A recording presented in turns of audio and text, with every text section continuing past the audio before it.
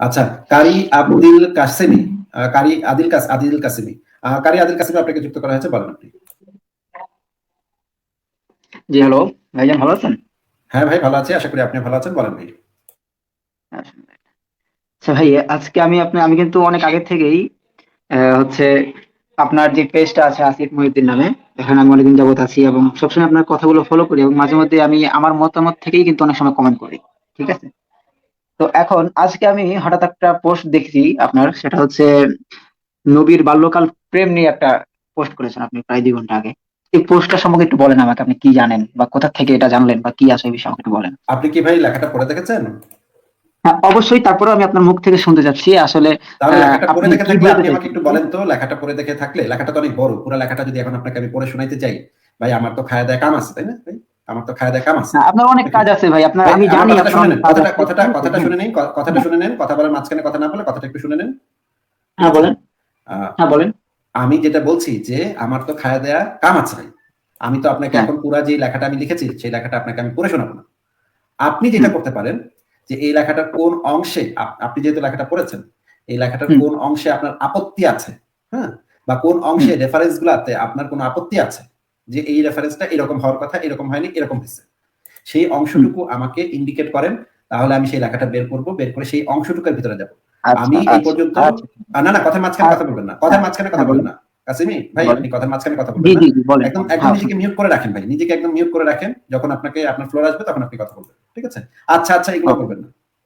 আপনাকে আমি বলেছি যে আপনার যে অংশে সমস্যা মনে করেছেন যে এই অংশটাতে ভুলভাবে লেখা হয়েছে বা এই অংশে বিকৃতভাবে উপস্থাপন করা হয়েছে, এই যে নাস্তিক আসিফ মহিউদ্দিন আমাদের নবীকে এইভাবে বিকৃতভাবে উপস্থাপন করেছে, এটা যদি আপনার হুম। বক্তব্য থাকে আপনি অবশ্যই সেটা সেটা বলতে পারেন, এবং সেটা নিয়ে আমরা আলোচনা করবো, কোনো সমস্যা নেই। তো কিন্তু আমি ভাই আপনি এখন যদি বলবো আমাকে আপনাকে, আবার বলবো, আবার আমি বলতে মাঝখানে কথা পারি? বলছেন, না না না, আমি যখন আপনাকে বলতে বলবো আচ্ছা। তখন বলবেন। আচ্ছা ঠিক আছে, বলেন বলেন। মাঝখানে আর সাউন্ড করেন না ভাই, আমার কথা শেষ হলে তারপর আপনাকে আমি ফ্লোর দিব, তারপর আপনি বলবেন। ঠিক আছে। আপনাকে আমি এই পর্যন্ত ৫-৭০০ উপরে লেখা লিখেছি। ৫-৭০০ উপরে লেখার ভিতরে মানে একেকটা লেখা হতে পারে, গত মানে ২০ বছরে আমার অনেক লেখা আছে, অসংখ্য লেখা আছে। একেকটা লেখা মানে পড়তেও একেকজনের মানুষের মাসখানেক সময় লেগে যেতে পারে। আমার একটা লেখা আছে এত বড়, যেটা হচ্ছে পড়তেও মাসখানেক সময় লেগে যেতে পারে। এখন কেউ যদি এসে মানে আমাকে বলে যে, "ভাই আপনি যে এই লেখাটা লিখছেন, এই লেখাটা একটু পড়ে শোনান আমাকে ভাই, পড়ে শোনান।" ভাই আমি যদি আপনাকে লেখাই পড়ে শোনাই তাহলে আমি লিখছি কি? আমার মানে চুল ছিঁড়তে লিখছি আমি এই জিনিসটা। আমি তো আমার চুল ছেঁড়ার জন্য এই জিনিসটা লিখি নাই। লিখছি এই কারণেই যেন আপনারা পড়তে পারেন। আমার যদি নিজের চুল ছেড়ার ইচ্ছা থাকতো তাহলে আমি বাসায় বসে চুলটাই ছিঁড়তাম। আমি তো সেই লেখাটা লিখতাম না। এখন যে লেখাটা আমি অলরেডি লিখে ফেলছি, এখন যদি কেউ এসে আমাকে বলে, ভাই লেখাটা আবার আমার একটু পড়ে শোনান ভাই, আপনি কি লেখছেন একটু পড়ে শোনান। হ্যাঁ, মানে ৫,০০০ শব্দের লেখা, ভাই আপনি আমাকে একটু পড়ে শোনান ভাই, কি লেখছেন দেখান আমার। ভাই অদ্ভুত এই সমস্ত এই সমস্ত দাবি দেওয়া, এই সমস্ত আবদার, এগুলো হচ্ছে খুবই অদ্ভুত দাবি। আপনার যদি কোনো অংশে আপত্তি থাকে আপনি সেই অংশতে ইন্ডিকেট করেন, ইন্ডিকেট করে বলেন এই অংশটা নিয়ে আমার একটু আপত্তি আছে, এটা নিয়ে আমি কথা বলতে চাই।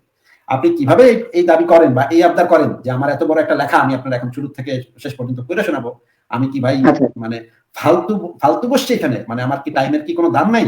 আপনারা যদি আমার লাইভে এসে যদি আপনারা মনে করেন যে এখানে ফালতু একটা লোক বসে আছে, এর কোনো কাম নাই, খায়া দেয়া, এর আমি বলবো ৫,০০০ শব্দের একটা লেখা পড়ে শোনাইতে, এ বসে বসে আমার পড়ে শোনাবে।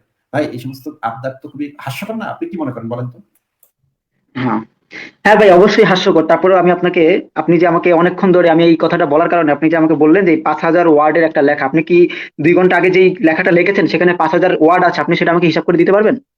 আমি বলেছি যে কেউ যদি এসে আমাকে বলে যে আমার একটা ৫,০০০ ওয়ার্ডের না একটা ভাই, লেখা, আমি আমাকে একটু আপনি বলতে দেন, আবার ঠিক আছে? মাঝখানে আপনি কথা বলছেন, অনেকক্ষণ আপনি বলছেন। আবার মাঝখানে কথা বলছেন, আপনার মাঝখানে আমি কথা না না বলেছি? না, এখন তো আমার আপনি বলার আবার সময়, আপনি মাঝখানে আমাকে কথা বলতে বলছেন, দিচ্ছেন আপনার তো। মাঝখানে আমি কথা বলেছি? না না না না না, আরে ভাই ধর, আপনি।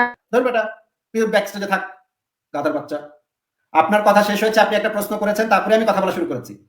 আপনি একটা প্রশ্ন করেছেন, তারপরে আমি কথা বলা শুরু করেছি। মানে কত বড় ইতর বদমাইশি গুলা দেখেন, কত বড় ইতর বদমাইশি গুলা। আমি বলেছি যে কেউ যদি এসে বলে যে আমার এক একটা লেখা আছে, আমি অনেক বিস্তারিত ভাবে বলেছি। আমার এক একটা লেখা আছে, আমার প্রায় ৫০০ মতো লেখা আছে। আমার এক একটা লেখা আছে ৫,০০০ ওয়ার্ডও আছে সেটার ভিতরে। এখন কোন এক গাধার বাচ্চা যদি এসে আমাকে বলে, ভাই আমি আইসি, আপনি আমার এই ৫,০০০ শব্দের লেখাটা একটু পড়ে শোনান তো ভাই, দেখি একটু পড়ে শোনান তো ভাই। আমার কি ভাই মানে টাইম নাই? আমি কি ভাই মানে ঘাস কাটি? যে আমি ৫,০০০ সেই ৫,০০০ শব্দের, আমি তো বলি নাই যে এই লেখাটা ৫,০০০ শব্দের। আমি বলেছি আমার এরকমও আছে যে একটা লেখা ৫,০০০ শব্দের, এরকমও আছে যে একটা লেখা পড়ে শেষ করতে ১ মাস সময় লেগে যাবে। মানে কত বড় মানে এগুলা কি ভাই? এগুলা কি কোত্থেকে আসে এগুলা? কোত্থেকে এই সমস্ত রাম ছাগল গুলো আসে আমার লাইভে ভাই? আচ্ছা আবার আসছে। দেখি, কারি আদিল কাশিমি, আমি কি বলেছি যে আমার এই লেখাটা ৫,০০০ শব্দের, এটা কি আমি বলেছি? নাকি আমি বলেছি যে আমার ৫,০০০ শব্দেরও লেখা আছে, আমার এমনও লেখা আছে যেটা হচ্ছে পড়ে শেষ করতে 1 মাস সময় লাগবে। সেই রকম কোনো লেখা নিয়ে এসে যদি কোনো একজন এসে আমাকে বলে যে ভাই আমার এই লেখাটা একটু পড়ে শোনান তো ভাই, কে লেখছেন আপনি দেখি, তাহলে কি তাকে আমি কি লেখাটা পড়ে শোনাবো? আমি আপনাকে সেটা জিজ্ঞেস করেছি। আপনি কি ভাই কথা বুঝেন না? আচ্ছা আচ্ছা, ঠিক আছে। তো আপনার কথা হচ্ছে এটা, ঠিক আছে, আমি বুঝতে পারছি ভাই আপনার কথা। আপনি ভালো বলেছেন, যথেষ্ট ভালো বলেছেন। ঠিক আছে, এটা নিয়ে কোনো সমস্যা নেই। আপনি আপনার কথা বলেছেন, আপনি আপনার বক্তব্য বলেছেন, অবশ্যই এটা আমার শোনা উচিত ছিল। যাই হোক, এখন হচ্ছে ভাই আমার যেটা আসলে আমি আপনার কাছে যে কারণে আসছি, ঠিক আছে, আপনি একজন ভালো নাস্তিক মানুষ, আমাদের স্বদেশের গর্ব আপনি। ঠিক আছে, আলাদাভাবে আপনি একটা খুব ভালো একজন মানুষ, আমি আপনাকে যতটুকু জানি, কিন্তু আমি আপনাকে ফলো করছি সেটা সেটা আমি জানি। ঠিক আছে, তো আপনি কি রকমের লেখা লেখেন, কি রকমের কথাবার্তা বলেন আমার জানা আছে, আইডিয়া আছে। তো এখন আপনি আপনার ভাষ্য বলেছেন, আমি কি আমার কথাগুলো বলতে পারি, যেই জন্য আপনার কাছে আমি এখন অ্যাড হলাম? ভাই আপনাকে আমি বলেছি এই লেখাটার ভিতরে কোন অংশটুকু নিয়ে আপনার আপত্তি আছে বা কোন হ্যাঁ, অংশটুকুতে মূল অংশটুকু, আমি মূল আবার অংশটুকু। কথার মাঝখানে কথা পছন্দ করি না, বলছি না আপনাকে আমি। আমি কথা বলছি, আপনি আবারও মাঝখানে কথা বলছেন কেন? আমি চুপ করে আপনার কথা শুনলাম না? আদিল কাশিমি ভাই, আমি চুপ করে আপনার কথা শুনতে হ্যাঁ জি, বলবো না? বলেন বলেন। তাহলে না আপনি আসলে আবার হচ্ছে কেন আমি মাঝখানে আবার আসলে কেন কথা বলছেন? আমি যখন কথা আসলে আমি বলছি তখন আপনি ভারতবর্ষে মাঝখানে আছি, কেন আসলে আমি আবারও কথা ভারত, বলছেন আপনি? আপনি কত বড় কথাটা একটা শুনুন খাইস্তে লোক, আসলে। আপনি কত বড় একটা খাইস্তে লোক যে আমি আপনাকে কথা বলার ফ্লোর দিচ্ছি, আপনি আমার কথার মাঝখানে আবারও কথা বলে যাচ্ছেন। আপনি কত বড় একটা খাইস্টা লোক ভাই। মানে আপনাদের কি ন্যূনতম কোনো সৌজন্যতা নাই, কোনো ভদ্রতা নাই? যে একজন মানুষ কথা বলছে, কথাটা শেষ হোক, তারপরে আমি কথা বলবো। এইটুকু মিনিমাম সভ্যতা, ভদ্রতা আপনাদের ভিতরে নাই। আমি আপনার কথা চুপ করে শুনছি। আমি চুপ করে আছি। চুপ করে আপনার কথাটা শেষ হওয়া পর্যন্ত আমি চুপ করে বসে আছি। আপনি শেষ করলেন, তারপরে আমি কথা বলা শুরু করলাম। আপনাদের এতটুকু মানে মাথার ভিতরে এতটুকু জ্ঞান বুদ্ধি নাই যে এই লোকটার কথা বলাটা শেষ হোক, তারপরে আমি কথা বলতে শুরু করব। ভাই আপনাদের মানে এত খাইস্টা কেন আপনারা ভাই? এত খাইস্টা কেন? আপনারা এই জিনিসটা বোঝেন না কেন? যে একজন মানুষ কথা বলছে, কথাটা শেষ হোক, তারপরে আমি কথা বলব। আপনার যদি আমার কথার মাঝখানে কোনো ইম্পোর্টেন্ট, খুবই ইম্পোর্টেন্ট একটা পয়েন্ট থাকে যে এই পয়েন্টটা এই মুহূর্তে বলতে হবে, বা আমি ধরেন একটা ভুল রেফারেন্স দেখাচ্ছি, তখন আপনি মাঝখানে কথা বলতে পারেন। কথার মাঝখানেও কথা বলা যায়। সেটা হচ্ছে যদি খুবই ইম্পোর্টেন্ট একটা বিষয় থাকে। খুবই ইম্পোর্টেন্ট একটা বিষয় যে এই মুহূর্তে না বললে সেটা ইয়া হয়ে যাবে। সেই সময়ে কথার মাঝখানে কথা বলা অবশ্যই যাবে। কিন্তু আমার কথার মাঝখানে যদি আপনার কোনো আপত্তি না থাকে, তাহলে আপনি চুপ করে আমার কথাটা শুনবেন আগে। শুনে তারপরে আপনি আপনার পয়েন্ট মেক করবেন। এইভাবে আলাপ আলোচনা করতে হয়। এটা হচ্ছে সভ্য পদ্ধতি। কথার মাঝখানে আপনাকে আমি থামাতলাম, তারপরে আপনি কথা চালায় যাচ্ছেন। মানে কোনো মানে বিবেক নাই আপনাদের, কোনো বিবেক নাই। আপনাকে আমি বললাম বারবার যে আপনি কথার মাঝখানে কথা বলেন না। তারপরে আপনি গড়গড়ায় যাচ্ছেন। মানে কি মানে আপনি কি মনে করছেন? আপনাকে তো আমি আপনাদের মতো লোকদেরকে তো আমি লাথি মেরে আমার লাইফ থেকে বের করে দিতে পারি। আমার পক্ষে তো এটা সম্ভব। কিন্তু আমি তো আপনাকে ভদ্রতা দেখায় আপনাকে লাইভে আনছি, আমার লাইভে আনছি আপনাকে। কথাও বলতে দিচ্ছি আপনাকে। আপনাদের পক্ষ থেকে এইটুকু ভদ্রতা কি আমরা আশা করি না? যে আপনিও সেই ভদ্রতাটুকু বজায় রাখবেন? আচ্ছা, আবারও আনছি। কারি আদিল কাশেমি, আমি যখন কথা বলবো, সেই কথার মাঝখানে আপনি কখনোই কথা বলবেন না। যদি এরকম হয় যে এইখানে একটা পয়েন্ট আছে আপনার কথার মাঝখানে, একটা খুবই ইম্পর্টেন্ট একটা পয়েন্ট, যে পয়েন্টটা আপনার এখনই বলতে হবে, তখন শুধুমাত্র আপনি আমার কথার মাঝখানে কথা বলবেন। ভাই এই যে এইখানে এই পয়েন্টটাতে আমার একটা মানে বিরোধ আছে, ভাই এইখানে আমার একটা আপত্তি আছে।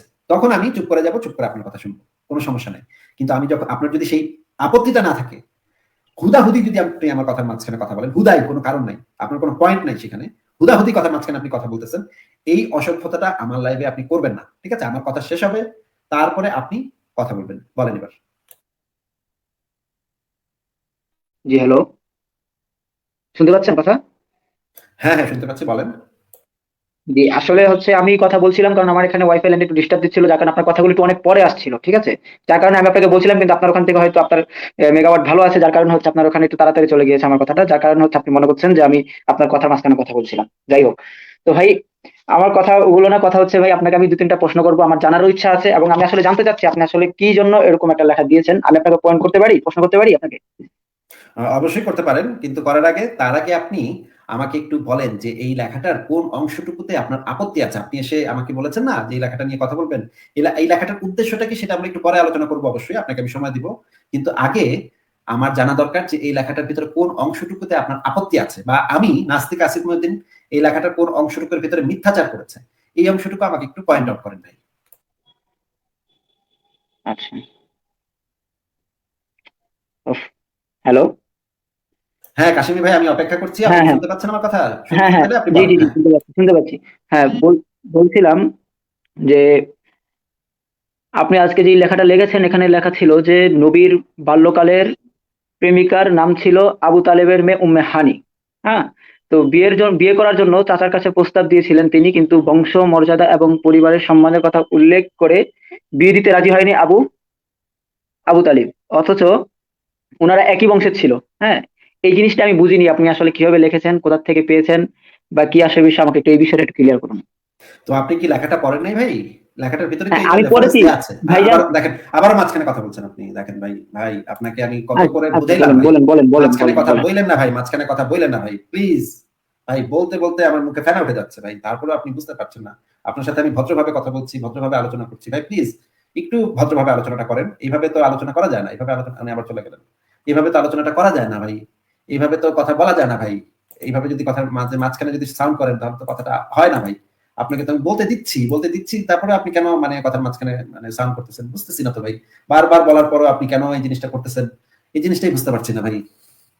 মানে খুবই ব্যাপার একটা। আচ্ছা, এই জিনিসটা আমি কোথা থেকে দিয়েছি সেই জিনিসটা এই যে লেখাটার ভিতরেই তো এই জিনিসটা আছে। আচ্ছা, কারি ভাই, কারি আদিল কাশেমি ভাই আবার এসেছেন। কারি ভাই, আপনি কি শুনতে পাচ্ছেন? জি জি, শুনতে পাচ্ছি। আচ্ছা ভাই, অনুগ্রহ করে কথার মাঝখানে কথা বললেন না ভাই। আপনার যদি খুব ইম্পর্টেন্ট পয়েন্ট থাকে তখন শুধুমাত্র কথা বললেন। কিন্তু এমনিতে শুধু কথার মাঝখানে কথা বলেন না। ঠিক আছে? কাশেমি জি ভাই, ঠিক আছে? আচ্ছা, ঠিক আছে। এই যে আমি কিন্তু জি জি, শুধু রেফারেন্সটা দিয়ে হ্যাঁ দিয়েছি। ঠিক আছে। রেফারেন্সটা হচ্ছে আসহাবে রাসূলের জীবন কথা, মহিলা সাহাবী মোহাম্মদ আব্দুল মাবুদ, বাংলাদেশ ইসলামিক সেন্টার, ষষ্ঠ খণ্ড, পৃষ্ঠা নম্বর ৯৮। এই রেফারেন্সটা কি আপনি দেখেছেন ভাই? বইটা থেকে যে আমি সরাসরি দিয়ে দিয়েছি, দেখেছেন? আমি দেখতে পাচ্ছি, দাঁড়ান 1 মিনিট, আমি একটু পড়ছি।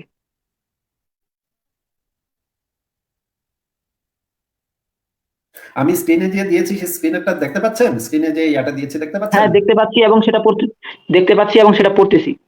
আচ্ছা, হ্যাঁ একটু জোরে জোরে পড়ে শোনান। নিজের লাল দাগ করা অংশটুকু একটু জোরে জোরে আমাদেরকে, আমরা দর্শকরা শুনি কি কি পড়ছেন। আমি তো বই থেকে সরাসরি ছবি দিয়েছি, বইয়ের ছবি সহ দিয়ে দিয়েছি। আপনি একটু সবাইকে পড়ে হ্যাঁ হ্যাঁ, শোনান আমি, ভাই। হ্যাঁ আমি পড়তেছি ভাই, আমি পড়তেছি, আমার বোঝা হলেই তো হলো নাকি? না না না, দর্শকরা শুনুক। আপনি তো শুধু আলোচনা করছেন না, দর্শকরা শুনবে। জোরে জোরে পড়তে হবে ভাই। জোরে জোরে লাল অংশটুকু জোরে জোরে পড়েন ভাই। হ্যাঁ, যেমন আপনি বললেন, এখানে যা লেখা লেখা দেখাচ্ছেন হয়তো ইসলামিক সেন্টারের কোনো লেখা। তো লিখেছেন যে, যেমন রাসূল সাল্লাল্লাহু আলাইহি সাল্লাম নবুয়ত প্রাপ্তির পূর্বে চাচা আবু তালেবের নিকট উম্মে হানির বিয়ে পয়গাম পাঠান। একই সঙ্গে হুবাইরা হুবাইরা ইবনে আমর বিন আরিস আল মুসলিমও পাঠান। আচ্ছা, চাচা হুবাইরার প্রস্তাব গ্রহণ করে উম্মে হানিকে তার সাথে বিয়ে দেন। রাসূল সাল্লাল্লাহু আলাইহি সাল্লাম বলেন, চাচা আমার প্রস্তাব প্রত্যাখ্যান করে হুবাইরার সাথে তার বিয়ে দিয়ে দিলেন। চাচা বলেন, ভাতিজা আমরা তার পরিশ্রম করেছি, সম্মানীয়দের সমকক্ষ সমান হয়ে থাকে। একটু বর্ণনা, একটু এই বর্ণনা। কথাটার মানে কি ভাই? যে হ্যাঁ কাশিম ভাই, এই কথাটার মানে আমাদেরকে হ্যাঁ একটু বুঝায় দেন। সম্মানীয়দের সমকক্ষ সম্মানীয়রাই হয়ে থাকে, এই কথাটার মানে কি একটু বুঝায় দেন আমাদেরকে? হ্যাঁ, দাঁড়ান 1 মিনিট, আমাকে একটু সময় দেন, আমি পুরো লেখাটাই পড়ি। হ্যাঁ হ্যাঁ, মাশাল্লাহ পড়েন, হ্যাঁ। একটু লোক বর্ণনা, এর অতিরিক্ত কোনো বর্ণনা পাওয়া যায় না, তবে হুবাইরার তার সাথে বিয়ে হয়েছিল সে কথা ভিন্নভাবে জানা যায়। মহারাজ কখনো সংক্রমণ করেন সেটা বলে। আচ্ছা, তো সম্মানীয়রা সম্মানীয় হয়ে থাকে। আচ্ছা, এখানে একটা পয়েন্ট আগে আপনি লক্ষ্য করেছেন, সেখানে লেখা আছে যে এই ভাই, ঘটনা ছিল পয়েন্ট রাসূল, পয়েন্ট আমরা হ্যাঁ আমি পরে বলছি। লক্ষ্য করব ভাই। পয়েন্ট হ্যাঁ আমরা পরে লক্ষ্য করব। হ্যাঁ পয়েন্ট হ্যাঁ আমরা হ্যাঁ, পরে লক্ষ্য করব। এখানে পয়েন্ট এখানে আপনি যেখানে ভাই, লাল, আমার কথাটা শুনে নেন, আমার কথাটা শুনে নেন। পয়েন্ট আমরা পরে লক্ষ্য করব। আপনার পয়েন্ট আমরা পরে অবশ্যই লক্ষ্য করব। আগে আপনি আমাদেরকে বলেন যে নবী তার চাচার কাছে উম্মে হানির জনকে বিয়ে করার প্রস্তাবটা দিয়েছিল নাকি দেয় নাই? এটা বলেন আগে। হ্যাঁ দিয়েছিলেন দিয়েছিলেন, এটা তো আমরাও জানি, আচ্ছা, দিয়েছিলেন হ্যাঁ। মাশাআল্লাহ, হয়ে গেছে, হয়ে গেছে। পয়েন্ট ক্লিয়ার হয়ে গেছে। হুম, এবার আপনি ২ নম্বর পয়েন্ট বলেন যে এই যে চাচা যে তাকে বলল যে হ্যাঁ সম্মানীয়দের সমকক্ষ সম্মানীয়রাই হয়ে থাকে। এই কথাটার মানে কি ভাই? হ্যাঁ। আমাদেরকে একটু বুঝায় দেন। এখন ভাই আপনি তো আমাকে এটা জিজ্ঞেস করেছেন, ভালো কথা, আমি এটা বলবো। তার আগে হচ্ছে যে আপনি এটা যে আগে আমাকে একটু একটা বলে, পয়েন্ট, আপনি এটা ক্লিয়ার হয়ে নিলেন, এটা আমি আগে একটা একটু বলে। পয়েন্ট ক্লিয়ার হয়ে নেই, আমিও একটা পয়েন্ট আমার ক্লিয়ার আমি হয়নি, যেটা তারপরে না জিজ্ঞেস হয় করেছি আপনার এই কথায় ভাই, যাচ্ছি। এখন তো রেফারেন্স তো আমি দেখাচ্ছি, তাই না? আপনি যখন রেফারেন্স হ্যাঁ। দেখাবেন, আপনার কাছে যে দলিলগুলো আছে সেগুলো যখন আপনি দেখাবেন, তখন আপনি হুম, সেগুলো নিয়ে আলোচনা করবেন। আমি যে আপনাকে হুম, রেফারেন্সটা দেখিয়েছি, এটা তো আমি হুম। নিজে লিখি নাই, তাই না? নাকি হ্যাঁ ভাই? আপনি নিজে লেখেননি, এবং এই কথাটা এটা এটা সত্য যে উনি এটা বলেছেন, হ্যাঁ উনি এটা বলেছেন, এটা সত্য, হ্যাঁ এটা ও কোনো ও সন্দেহ নেই। হ্যাঁ নবী মোহাম্মদ হ্যাঁ বিয়ের পয়গাম পাঠাইলো। এখন আপনি বলেন তো যে একটা মেয়েকে বিয়ের পয়গাম কেন একজন মানুষ পাঠায়? কারণটা কি হতে পারে? হ্যাঁ। এখন কারণটা তো একই, যে ওনাকে হয়তো পছন্দ আছে, ভালো লাগা আছে, হ্যাঁ কোনো কিছু ওনার নোটিশে আছে, এই কারণেই পাঠানো হয়েছে, আচ্ছা, তাই তো? এবং আপনি কি হ্যাঁ জানেন যে নবী মোহাম্মদ যখন মানে তার দাদা আব্দুল মুত্তালিব যখন মারা গেল, নবী মোহাম্মদ হুম, কার বাসায় থাকতো? হ্যাঁ বলেন আপনি, কার আপনাকে বাসায় জিজ্ঞেস থাকতো? করেছি, আপনি জানেন কিনা? আপনি জানলে বলবেন জানি, না জানলে বলবেন জানি না ভাই। আপনি বলে দেন, তখন আমি বলে দিব। আপনাকে যেটা জিজ্ঞেস করেছি সেটার উত্তর দেন। আপনি কি জানেন নবী মোহাম্মদ কার বাসায় থাকতো? হ্যাঁ ওনাদের বাসায় থাকতো, বলেন। ওনাদের বাসায় মানে কাদের বাসায়? এই উম্মেহানিদের বাসায় থাকতো। উম্মে হানিদের বাসায় থাকতো। মানে হচ্ছে মানে চাচা আবু মানে ওনার তালিবের দাদা, মানে কাছে ওনার, থাকতো। হ্যাঁ হ্যাঁ ওনার কাছেই থাকতো, ওটাই বুঝতে চাচ্ছি আমি। হ্যাঁ, এবং তখন সেই মেহানিও যে বাসায় থাকতো নবী মোহাম্মদ সেই বাসায় থাকতো নাকি? হুম।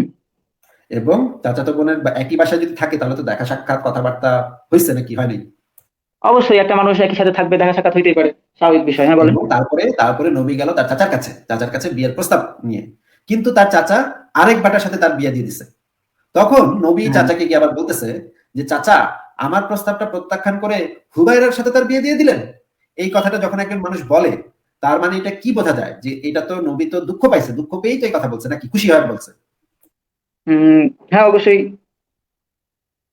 এই কথাটা কি দুঃখ পেয়ে আপনি অবশ্যই বলতেছেন, আপনি একটু বলেন যে এই কথাটা কি মানুষ দুঃখ পেয়ে বলে নাকি সুখ পেয়ে খুশি হয়ে বলে? ও চাচা আমি খুবই খুশি হয়েছি, তুমি আমার সাথে বিয়ে দাও নাই, তুমি হুবাইরার সাথে তার বিয়ে দিয়ে দিছো। এটা কি মানুষ দুঃখ করে বলে নাকি খুশি হয়ে বলে বলেন তো? হ্যাঁ, এটা মানে মানুষ হতাশা হয়েই তো জিজ্ঞেস করে, এটা তো একটা হতাশামূলক কথা। হ্যাঁ। আচ্ছা, এটা একটা হতাশামূলক কথা, ঠিক আছে বুঝলাম। এরপরে যেই কথাটা বলা আছে যে হ্যাঁ চাচা অবশ্যই। বলেছে যে সম্মানীয়দের সমকক্ষ সম্মানীয়রাই হয়ে থাকে। তার মানে চাচা সেই মানে তার ভাতিজা মানে মোহাম্মদকে তাদের বংশমর্যাদা এবং তাদের যে সমকক্ষ সেই সমকক্ষ মনে করে নাই, কিন্তু হুবাইরাকে তাদের একই সমপর্যায়ের সমকক্ষ বলে মনে করছে, সম্মানীয় বলে মনে করছে নাকি ভাই? জি জি। আচ্ছা, নবীকে এতটা সম্মানীয় মনে করে নাই, সমকক্ষ মনে করে নাই, মানে নিচু মনে করছে, কিন্তু হুবাইরাকে সমকক্ষ সম্মানীয় মনে করছে। আমার কথার ভিতরে কি কোনো ভুল আছে ভাই? না, কোনো ভুল নাই ভাই, আমি আপনার ভুলটা আচ্ছা, ধরি ঠিক নাই আছে, যে আপনার এখানে ঠিক দিলেন। আছে, মাশাল্লাহ, মাশাল্লাহ। এরপরে আমরা নিচের দিকে যাই। হ্যাঁ, হ্যাঁ ভাই, এক নিচে দেখা মিনিট, যাচ্ছে আমার যে আমার কিন্তু আপনি এই প্যারাটা নিয়ে একটু কথা বলেন না। আপনি তো বলে গেলেন, আমি আপনার আচ্ছা, প্রত্যেক আচ্ছা, প্রশ্নের উত্তর দিয়ে ঠিক গেলাম, আছে, আমার এখানে এই আচ্ছা, প্যারার ঠিক মধ্যে আছে, কিছু বলেন। প্রশ্ন আছে, আপনার এটা একটু করতে দেন। আচ্ছা, ঠিক আছে, বলেন। তাই তো? আচ্ছা, ঠিক আছে, বলেন। আচ্ছা, বলেন। হ্যাঁ। তো এখানে আমি ছোট্ট একটা প্রশ্ন করছি, সেটা হচ্ছে আপনি এতক্ষণ আমাকে প্রশ্নগুলো করলেন, সেগুলো তো আপনি ভালো করে বুঝতে পেরেছেন, তাই তো? হ্যাঁ, হ্যাঁ, এবং বলেন। আমিও বুঝে শুনে উত্তর দিচ্ছি। এবং আমিও বুঝে শুনে উত্তর দিচ্ছি। হ্যাঁ, আপনি যে আমাকে প্রথমে এসে প্রশ্ন করেছিলেন যে নবী মোহাম্মদের বাল্যকালের প্রেম ছিল নাকি মেহানি, আমি সেই বিষয়ের হ্যাঁ রেফারেন্স হিসেবে এই জিনিসটা হ্যাঁ হ্যাঁ, উপস্থাপন আপনি করছি। দিয়েছেন, আমি শুনেছি, আপনি দিয়েছেন, হ্যাঁ, আপনি আলহামদুলিল্লাহ আপনি আমি আমার সাথে শুনেছি এবং এগ্রি করেছেন, বলেওছি। আপনি আমার সাথে এগ্রি করেছেন যে এগ্রিটা হ্যাঁ হ্যাঁ, হচ্ছে। আমি এগ্রি করেছি। হ্যাঁ হ্যাঁ হ্যাঁ, অবশ্যই। এবার বলেন। হ্যাঁ, বলেন। হ্যাঁ, এবার হচ্ছে আপনি এখানে যে লেখাটা দিয়েছেন সেখানে লেখা আছে যেমন, তার আগে আমি একটু পড়ছি, যেমন হচ্ছে তবে বিয়ের সম্পর্কে দু একটি বর্ণনা দেখা যায়, যেমন রাসূল সাল্লাল্লাহু আলাইহি সাল্লাম নবুয়ত প্রাপ্তির পূর্বে চাচা আবু তালিবের নিকট, এখানে যে লেখাটা আছে যে নবুয়ত প্রাপ্তির পূর্বে, এখন নবুয়ত প্রাপ্তির পূর্বে মানে হচ্ছে উনি তখনো নবী হননি এবং উনার কাছে এখনো কোনো ওহী আসেনি, এবং তখনও তিনি কারো কাছে পড়ালেখাও করেননি, আমরা জানি যে তিনি উম্মি ছিলেন। ভাই আমি কি এখানে একবারও বলেছি যে এটা নবুয়তের পরে ঘটছে? এটা কি আমি একবারও বলেছি? এটা এই পয়েন্ট কি পয়েন্ট মেক করছেন বুঝতেছি না ভাই। কারি আদিল কাশিমি ভাই, আমি কি আপনাকে একবারও এটা বলেছি যে এই ঘটনাটা ঘটছে নবুয়তের পরে? এটা তো আমি একবার বলি নাই ভাই। তাহলে আপনি আমাকে কেন বোঝাচ্ছেন যে এটা নবুয়তের পরে ঘটছে? এটা কেন বোঝাচ্ছেন? নবুয়তের আগে ঘটছে, সরি। আপনি আমাকে বোঝাচ্ছেন এটা নবুয়ত প্রাপ্তির আগে ঘটছে। এটা আপনি আমাকে কেন বলতেছেন? কারণ আমি তো এখন পর্যন্ত এটা বলি নাই যে এটা নবুয়ত প্রাপ্তির পরে ঘটছে। এটা তো একবারও বলি নাই আমি। কারি আদিল কাশিমি ভাই, আপনি কি শুনতে পাচ্ছেন আমার কথা? না, উনার বোধহয় লাইন ডিস্টার্ব করছে। উনি আবারও কেটে গেল লাইনটা। আচ্ছা, একটু অপেক্ষা করি, দেখি উনি আসেন কিনা। উম কারি আদিল কারি আদিল কাশেমি সাহেব, আপনার জন্য আমি অপেক্ষা করছি। আপনি একটু চলে আসেন। আপনার নেট বোধহয় আবার ডিসকানেক্ট হয়ে গেছে, আপনার কথা শোনা যায় নাই। আপনি আবার একটু এসে তারপর আপনার পয়েন্টটা মেক করেন ভাই। আপনার কথা তো বোঝা গেল না।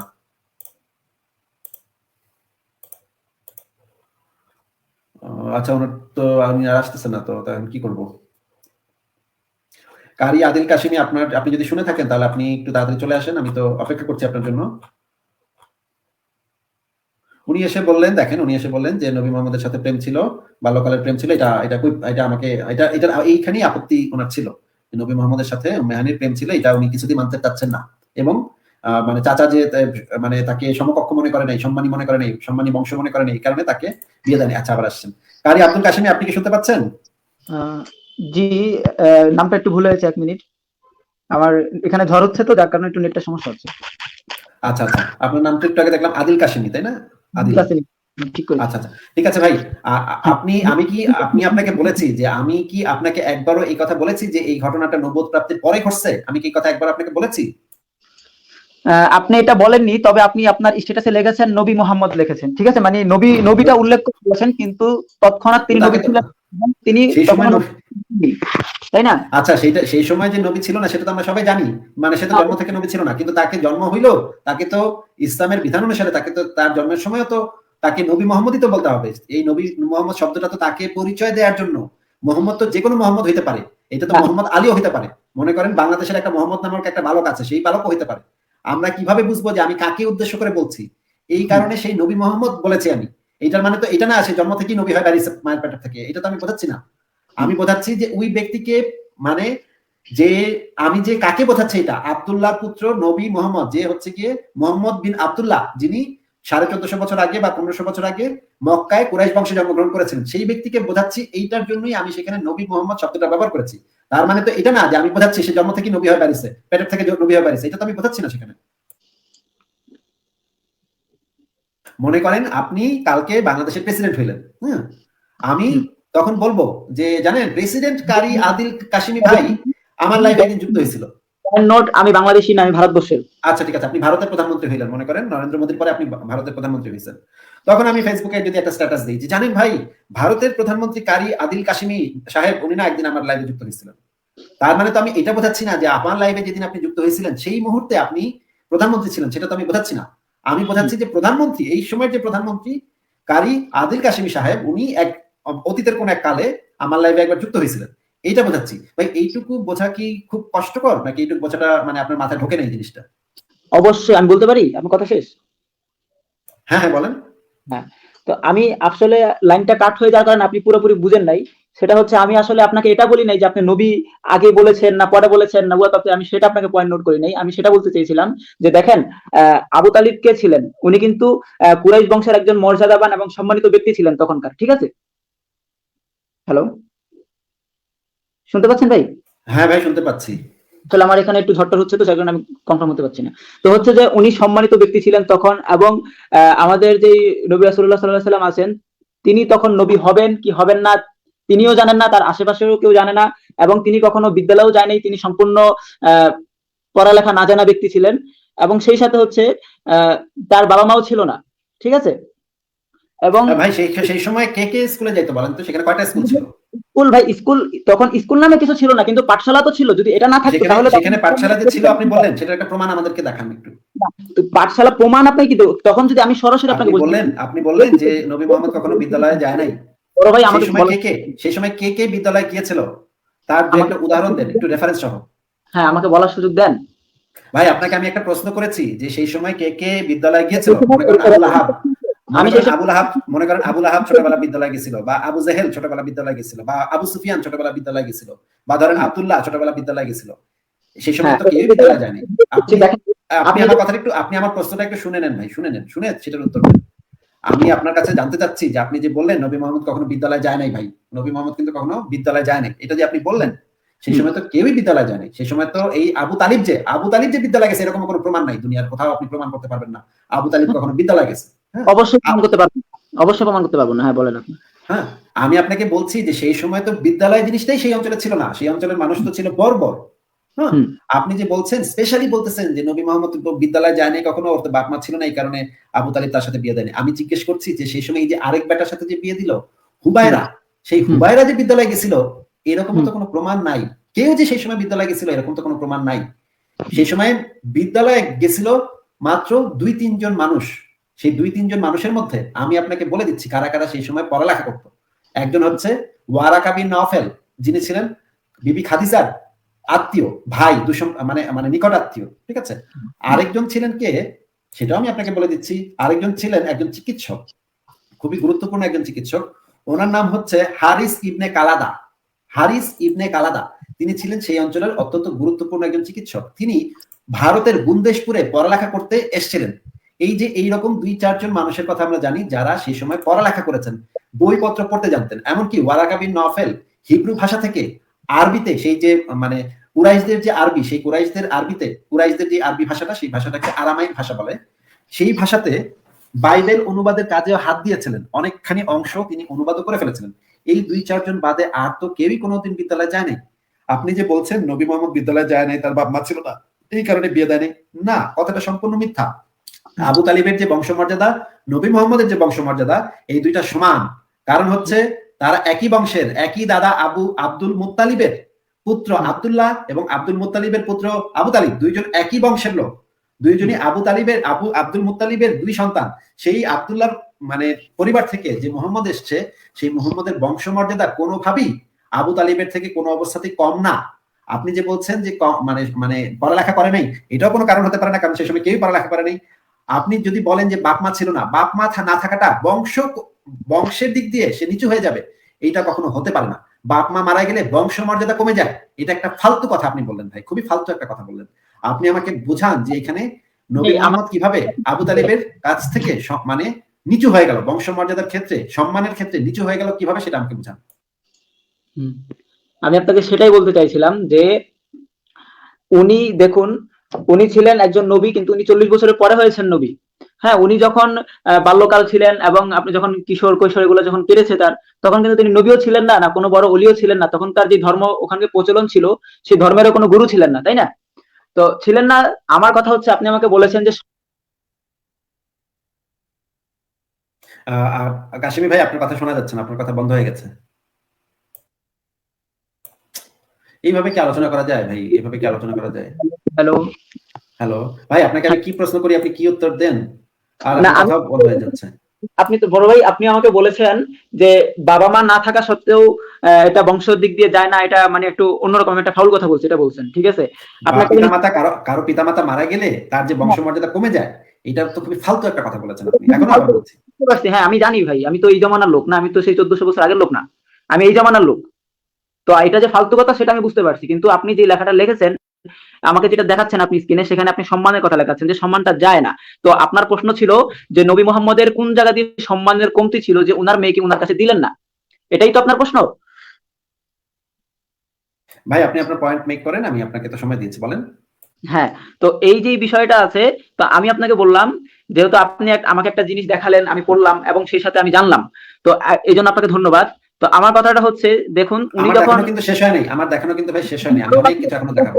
আপনার এই প্যারাটা আমি কথা বলছি, আমরা এখনো শেষ হয়নি, আমার কাছে প্রচুর সময় আছে আলহামদুলিল্লাহ। ঠিক আছে, আজকে সময় দেব, আপনিও কষ্ট করে আমাকে সময় দিবেন যদি আপনার সময় থাকে, না হলে আমি আবার আসবো আপনার কাছে কথা বলতে। ঠিক অবশ্যই আছে, আসবেন। তাহলে আপনাকে অবশ্যই। আমি যেটা জিজ্ঞেস করেছি, আপনি সেটা ধারে কাছ দিয়ে না গিয়ে ভাই অন্য কথা, অনেকগুলো কথা বলছেন, কিন্তু সেই প্রশ্নটার উত্তরটা পাচ্ছি না এখনো। সেই প্রশ্নটা যাচ্ছি দেখেন, এখানে হচ্ছে সম্মান দেওয়া এবং সম্মানের সাথে মিল রাখার একটা বিষয় আপনি এখানে পয়েন্ট মেক করেছেন, যেটা আমাকে জিজ্ঞেস করেছেন।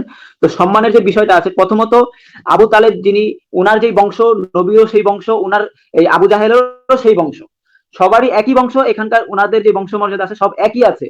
কিন্তু একটা জিনিস লক্ষ্য করেন, আমি যেটা বুঝাতে চাচ্ছি সেটা হচ্ছে, তিনি তখন নবী ছিলেন না, প্লাস পড়ালেখা জানতেন না, প্লাস তার কোনো আর্থিক ব্যবস্থা ছিল না, এবং তিনি থাকতেনই তার চাচার বাড়িতে। ঠিক আছে, তো এখন হচ্ছে আপনি উনার মেয়েকে পছন্দ করতেই পারেন ভাই। আমার বাড়িতে যদি, আমার যদি একটা মেয়ে থাকে এবং আমার বড় ভাইয়ের বা ছোট ভাইয়ের যদি আরেকটা ছেলে থাকে, তারা যদি এখানে যদি তাদের ভালো লাগালাগি থাকে, তো এখন আমি যে আমার মেয়েকে তার হাতে তুলে দিব, এখন তার তো একটা জিনিস থাকা লাগবে, তার ব্যবসার দিক দিয়ে একটা জিনিস থাকা লাগবে, অন্য জিনিস দিক দিয়ে একটা জিনিস থাকা লাগবে। ভাই আমার ঘরে থাকছে খাচ্ছে এটা ভিন্ন কথা, কিন্তু তার তো নিজের পায়ে দাঁড়ানোর মতো একটা ক্ষমতা থাকা লাগবে, তারপরে সে আমি তাকে দিয়ে দেবো। এখন আমার ভাইয়ের ছেলে হয় তাই বলে আমি তাকে দিয়ে দিব, এটা তো কোনো ম্যাটার করে না। এখানে সম্মান বলতে হচ্ছে যে, সম্মানী ব্যক্তি বলতে এখানে এটাই বোঝানো হয়েছে যে তুমি ওই পর্যায়ের না, যতটুকু পর্যায়ে আমি উম্মে হানির বিয়ে দিলাম যার সাথে, তো আমি যে বিয়ে দিলাম ও কোনো না কোনো দিক দিয়ে তোমার থেকে ভালো ছিল, তো আমি সেই কারণে তার আচ্ছা, হাতে দিয়ে, আমি মনে করেছি যে আমার এই মেয়েখানা ওর সাথে ভালো থাকবে, আমি সেই হিসাবে দিয়েছি। তো এখানে বংশ মর্যাদা নিয়ে তার কি আছে না আছে এটা নিয়ে কোনো প্রশ্ন উঠছে না। যদি এরকম হতো যে তার বংশ মর্যাদাই নেই, একটা জিনিস আমি আরেকটা বলে দিচ্ছি, এখানে যখন নবী, ভাই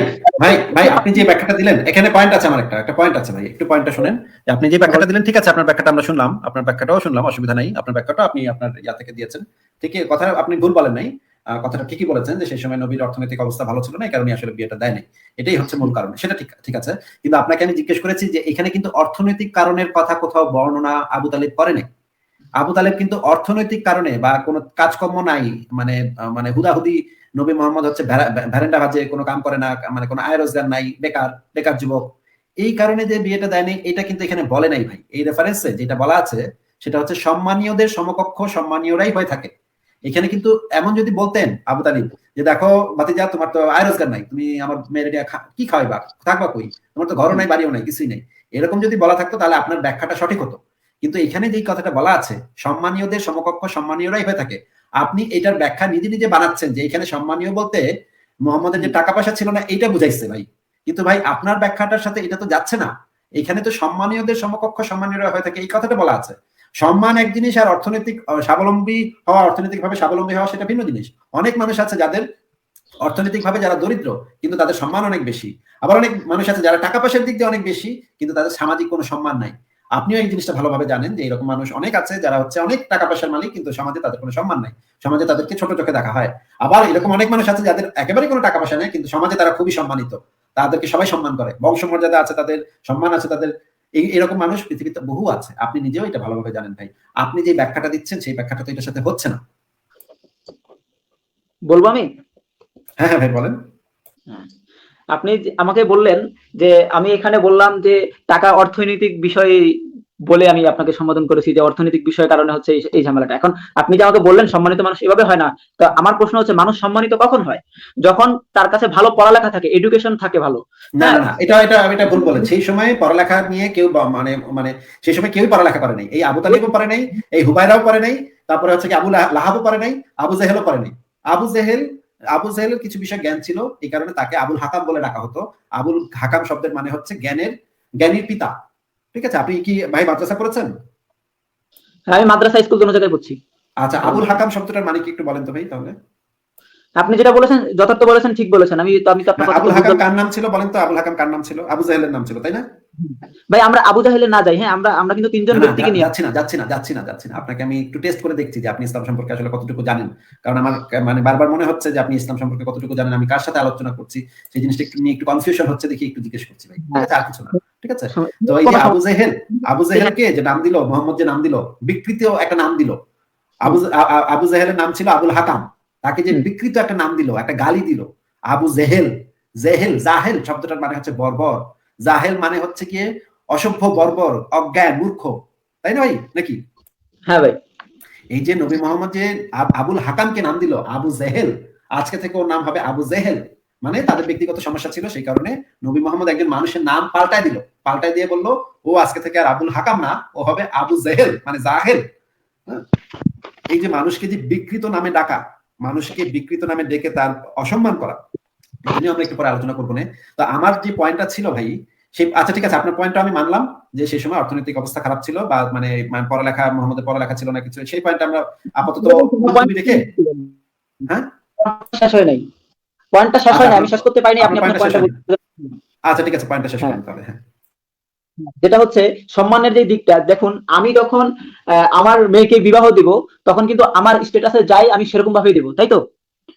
তো যদি এরকম বিষয় হয়ে থাকে, এখন আপনিও নিজের থেকে বলেছেন যে মক্কার লোকেরা তখন ছিল খুব বর্বর। তো এখন কে জানে আবু আবু তালেব কিরকম ছিল তখন। হ্যাঁ, আমরা যতটুকু জানি, ভালো জানি, মন্দ জানি, যতটুকু যার সম্বন্ধে যতটুকু জানি, আমরা তো ইতিহাস থেকে সেটা জানি। কিন্তু সরাসরি ওই জামানায়, সরাসরি ওই শতবর্ষে তিনি কেমন ছিলেন মানুষ ব্যক্তিত্ব হিসাবে, সেটা একমাত্র উনার আশেপাশের লোকরাই ভালো বলতে পারবেন। এখন কেউ কোন ইতিহাসবিদ লিখেছেন, ওই ইতিহাস বইগুলো আমরা পড়েছি, বছরের পর বছর পড়েছি, স্টাডি করেছি, বিভিন্ন বিষয়ে রিসার্চ করেছি, তারপরে হচ্ছে যে আমরা এই বিষয়টা জানছি যে উনি এরকম ছিলেন। এখন হচ্ছে যে ভাই, আমরা যদি আপনার দেশ যেটা বাংলাদেশ আছে, সেই বাংলাদেশ অনুযায়ী যদি বলি, একটা বাংলাদেশের একটা নাগরিক বা একটা ভারতবর্ষের একটা নাগরিক তার মেয়েকে যখন বিবাহ দিবে, কমপক্ষে তার থেকে ভালো অথবা তার বরাবর যাবে এরকম কারো সাথেই ছেলে অথবা মেয়েকে বিয়ে দিবে। এখন হচ্ছে নবী মোহাম্মদের তখন নাম ছিল কি আল আমিন নাম ছিল।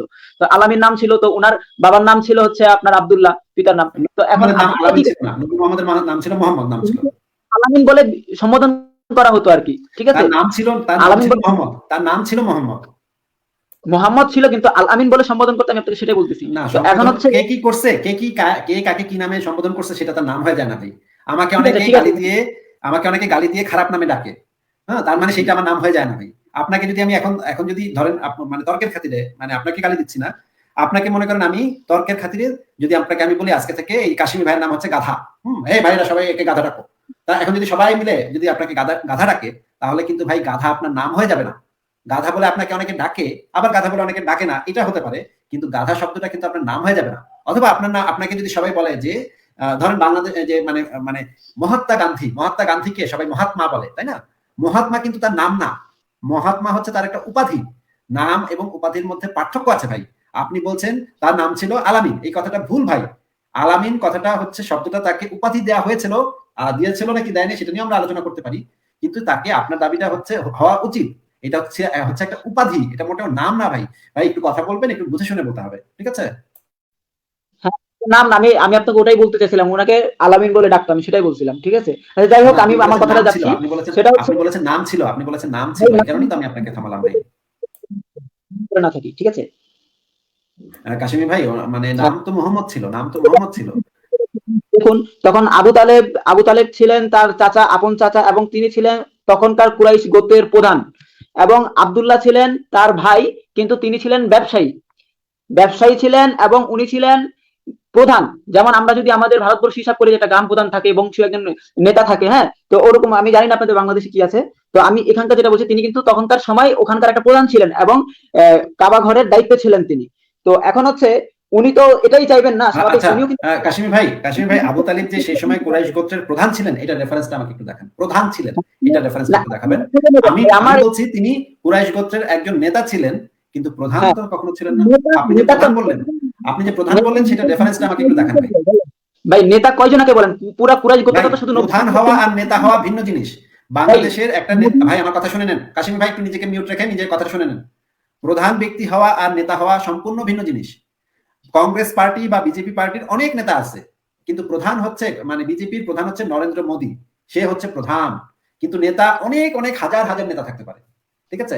আপনি যে বললেন প্রধান ছিল, কুরাইশ কুরাইশ গোত্রের প্রধান ব্যক্তি ছিল, এটার রেফারেন্সটা আমাকে একটু দেখান ভাই।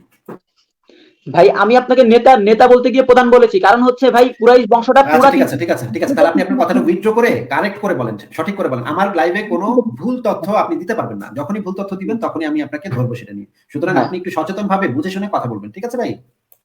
হ্যাঁ, ঠিক আছে। হ্যাঁ, কথাটা উইথড্র করে বলেন। আবু তালেব ছিল সেই সময়ের একজন সম্মানিত নেতা। একজন সম্মানিত নেতা ছিলেন, ঠিক আছে। এই তো কারেক্ট, এবার কারেক্ট হচ্ছে। প্রধান যদি বলেন আপনি, তাহলে সেটার রেফারেন্স দেখাতে হবে। আমি অনেক স্পিডে বলছি, এখন অনেক সময় অনেক কথা বেরিয়ে যাচ্ছে। যাই হোক, দুঃখিত, লাইভে যারা যারা আছেন সবার সাথে যদি কোনো ভাষার ক্ষেত্রে যদি ভুল হয়, তাহলে ক্ষমা চেয়ে নিচ্ছি আমি, ঠিক আছে? তো আমি যেটা বলছি, যে উনি ছিলেন কুরাইশ গোত্রের একজন নেতা। এখন উনি তো কখনোই চাইবেন না, স্বাভাবিকভাবে উনি কখনোই চাইবেন না যে আমার মেয়েকে আমি এমন একজন মানুষের কাছে দিচ্ছি, যে এই মানুষটার এটা ভাই সম্পর্কে একবার বলেছেন, কাশিম ভাই, এটা একবার বলেছেন। আপনার পয়েন্ট আমরা শুনেছি এবং আপনার পয়েন্টের সাথে আমরা এগ্রি করেছি, আর বলতে হবে না ভাই। সেটাই আমার মূল কথা হচ্ছে এটাই, যে সম্মানের দিক দিয়ে যদি তখনকার সময় যদি আপনি বলেন, সম্মানের দিক দিয়ে আমাদের নবী সাল্লাল্লাহু আলাইহি সাল্লাম, উনি আবু তালিবের ওই সময়ে সমমর্যাদাবান ছিলেন না, যদিও বংশীয়ভাবে ঠিক আছে। এখন হ্যাঁ, ঠিক বংশীয়ভাবে, আছে, ঠিক আছে, আপনার আপনার আপনার পয়েন্টের সাথে আমি একমত হয়েছি ভাই। হ্যাঁ, হ্যাঁ ভাই, আপনার পয়েন্টের সাথে আমি একমত হয়েছি, ঠিক আছে। এবার আমরা দ্বিতীয় দিকে যাই, ঠিক আছে? দ্বিতীয় আলোচনাতে যাই, সেটা হচ্ছে যে মেরাজের রাত্রিতে নবী মোহাম্মদ ছিলেন উম্মে হানির বাসায়, এটা তো আপনি জানেন নাকি? হ্যাঁ, মেরাজের যে রাত, শবে মেরাজের যে রাত, সেই রাতে নবী মোহাম্মদ কার বাসায় ছিলেন ভাই? হ্যাঁ, উম্মে হানির বাসায় ছিলেন। উম্মে হানির তো তখন বিয়ে হয়ে গেছে, তখন তো নবীর নবুয়ত প্রাপ্তি হয়ে গেছে, তাই না? ওনার ওখান থেকেই উনি মেরাজ গমন করেন। হ্যাঁ, আমি আপনাকে জিজ্ঞেস করছি যে নবী উম্মে হানির তো তখন বিবাহিত হয়ে গেছে, সে তখন আরেকজনের বউ নাকি? হ্যাঁ, অবশ্যই আরেকজনের বউ। আরেকজনের বউ, এবং তার বাসাটা কই ছিল? উম্মে হানির বাসাটা কই ছিল আপনি কি জানেন? আপনি বলে দেন, যেহেতু আপনি বলছেন এখন। অবশ্যই বলে দিব, না জানলে আপনি বলবেন আমি জানি না ভাই, ঠিক আছে? আপনি বলেন, হ্যাঁ, আপনি বলেন। উম্মে হানির বাসাটা ছিল কাবা শরীফের ২ ঘর পরে, ঠিক আছে? ২ বা ৩ ঘর পরে, খুবই কাছাকাছি। সেটা রেফারেন্স দেখতে চান? না, আপনি বলেন, আমি আপনার কথা বিশ্বাস করছি তো ভাই, আপনি না, না, আপনার কাছে বিশ্বাস জানতে করবেন না ভাই। প্লিজ আমার কথা কখনো বিশ্বাস করবেন না। আপনার যখনই মনে হবে যে আমি একটা ভুল তথ্য দিচ্ছি, তখনই আপনি আমাকে আটকাবেন যে ভাই এটা রেফারেন্সটা আমাকে দেখান। ঠিক আছে ভাই? হ্যাঁ, ঠিক আছে। আচ্ছা, আমি বলে দিচ্ছি যে সেটা হচ্ছে উম্মে হানির ঘর ছিল কাবা শরীফের একদম কাছে, ২ বা ৩ বাড়ি পরে। ঠিক আছে? সেটা রেফারেন্স একটু পরে দেখাচ্ছি আপনাকে। তার আগে বলে নেই, সেই রাতে নবী মোহাম্মদ মেরাজের রাতে ছিলেন উম্মে হানির ঘরে। উম্মে হানির ঘরে রাত্রি যাপন করছিলেন নবী মোহাম্মদ। নাকি ভাই? হ্যাঁ, আচ্ছা, উম্মে হানির তো তখন বিয়ে হয়ে গেছে, আরেক বেটার বউ সে, তাই না? এখানে এক মিনিট, এখানে আমার একটা কথা আছে। আপনি রাত্রি যাপন করছিলেন, এটা হচ্ছে একটা বিষয়, কিন্তু বই কিতাবে যা লেখা আছে সেটা হচ্ছে উনি সেখানে বিশ্রাম নিচ্ছিলেন। হ্যাঁ, রাত্রি যাপন করছিলেন এমন কোনো কথা লেখা নাই, সেখানে লেখা আছে যে উনি বিশ্রাম করছিলেন। হ্যাঁ, বলেন। বিশ্রাম করে কিভাবে ভাই? মানে মানে বিছানায় শুয়ে বিশ্রাম করছিলেন নাকি? বিশ্রাম বিশ্রাম একটা জিনিস, রাত্রি যাপন আরেকটা জিনিস। আমি এক জায়গা দিয়ে সফরে যাচ্ছি, সফরে যাওয়ার সময় আমি ক্লান্ত হয়ে আছি, যে কারো বাসায় উঠতে পারি যে ভাই আমি ক্লান্ত আছি, এখন সে যদি পরিচিত হয়ে থাকে, হ্যাঁ, তারপর আমি শুতেও পারি।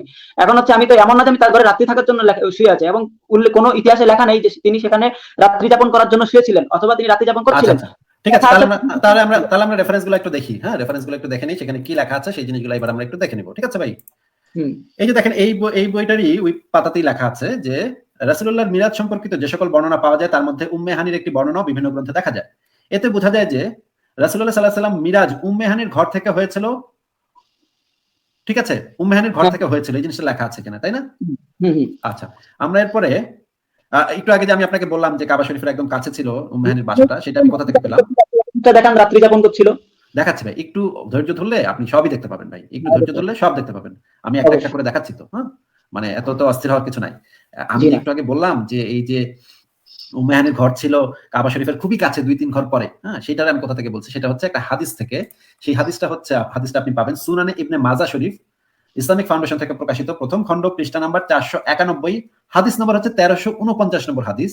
এখানে বলা হচ্ছে দেখেন, নবী মোহাম্মদের সাথে যখন তার বিয়ে হইল না, তখন কি ঘটনা ঘটলো? আবু বকর ইবনে আবু সাইবা ও আলী ইবনে মুহাম্মদ উম্মে হানি বিনতে আবু তালিব থেকে বর্ণিত। মানে এটার রাবি হচ্ছে উম্মে হানিই বলছে এই হাদিসটা, হ্যাঁ? তিনি বলেন, হুম, উম্মে হানি বলতেছে, আমি রাতে নবী সাল্লাল্লাহু আলাইহি সাল্লামের কিরাত শুনতে পেতাম এবং এ সময় আমি আমার ঘরের ছাদে অবস্থান করতাম। মানে উম্মে হানি তার ঘরের ছাদে বসে বসে নবী মোহাম্মদ যে কাবা শরীফ থেকে কিরাত পাঠ করতেন, সেই জিনিসটা তিনি শুনতেন। এটার হুম, আরো বর্ণনা আমি একটু পরে দিব। এই হাদিসটার ব্যাখ্যা গ্রন্থ থেকেও এটার বর্ণনাটা আমি দিব একটু পরে, সেটা একটু পরে আসবে। আপনি আগে দেখি আমরা যে মেরাজের রাতে, সেই রাতে কি হয়েছিল, ঠিক আছে?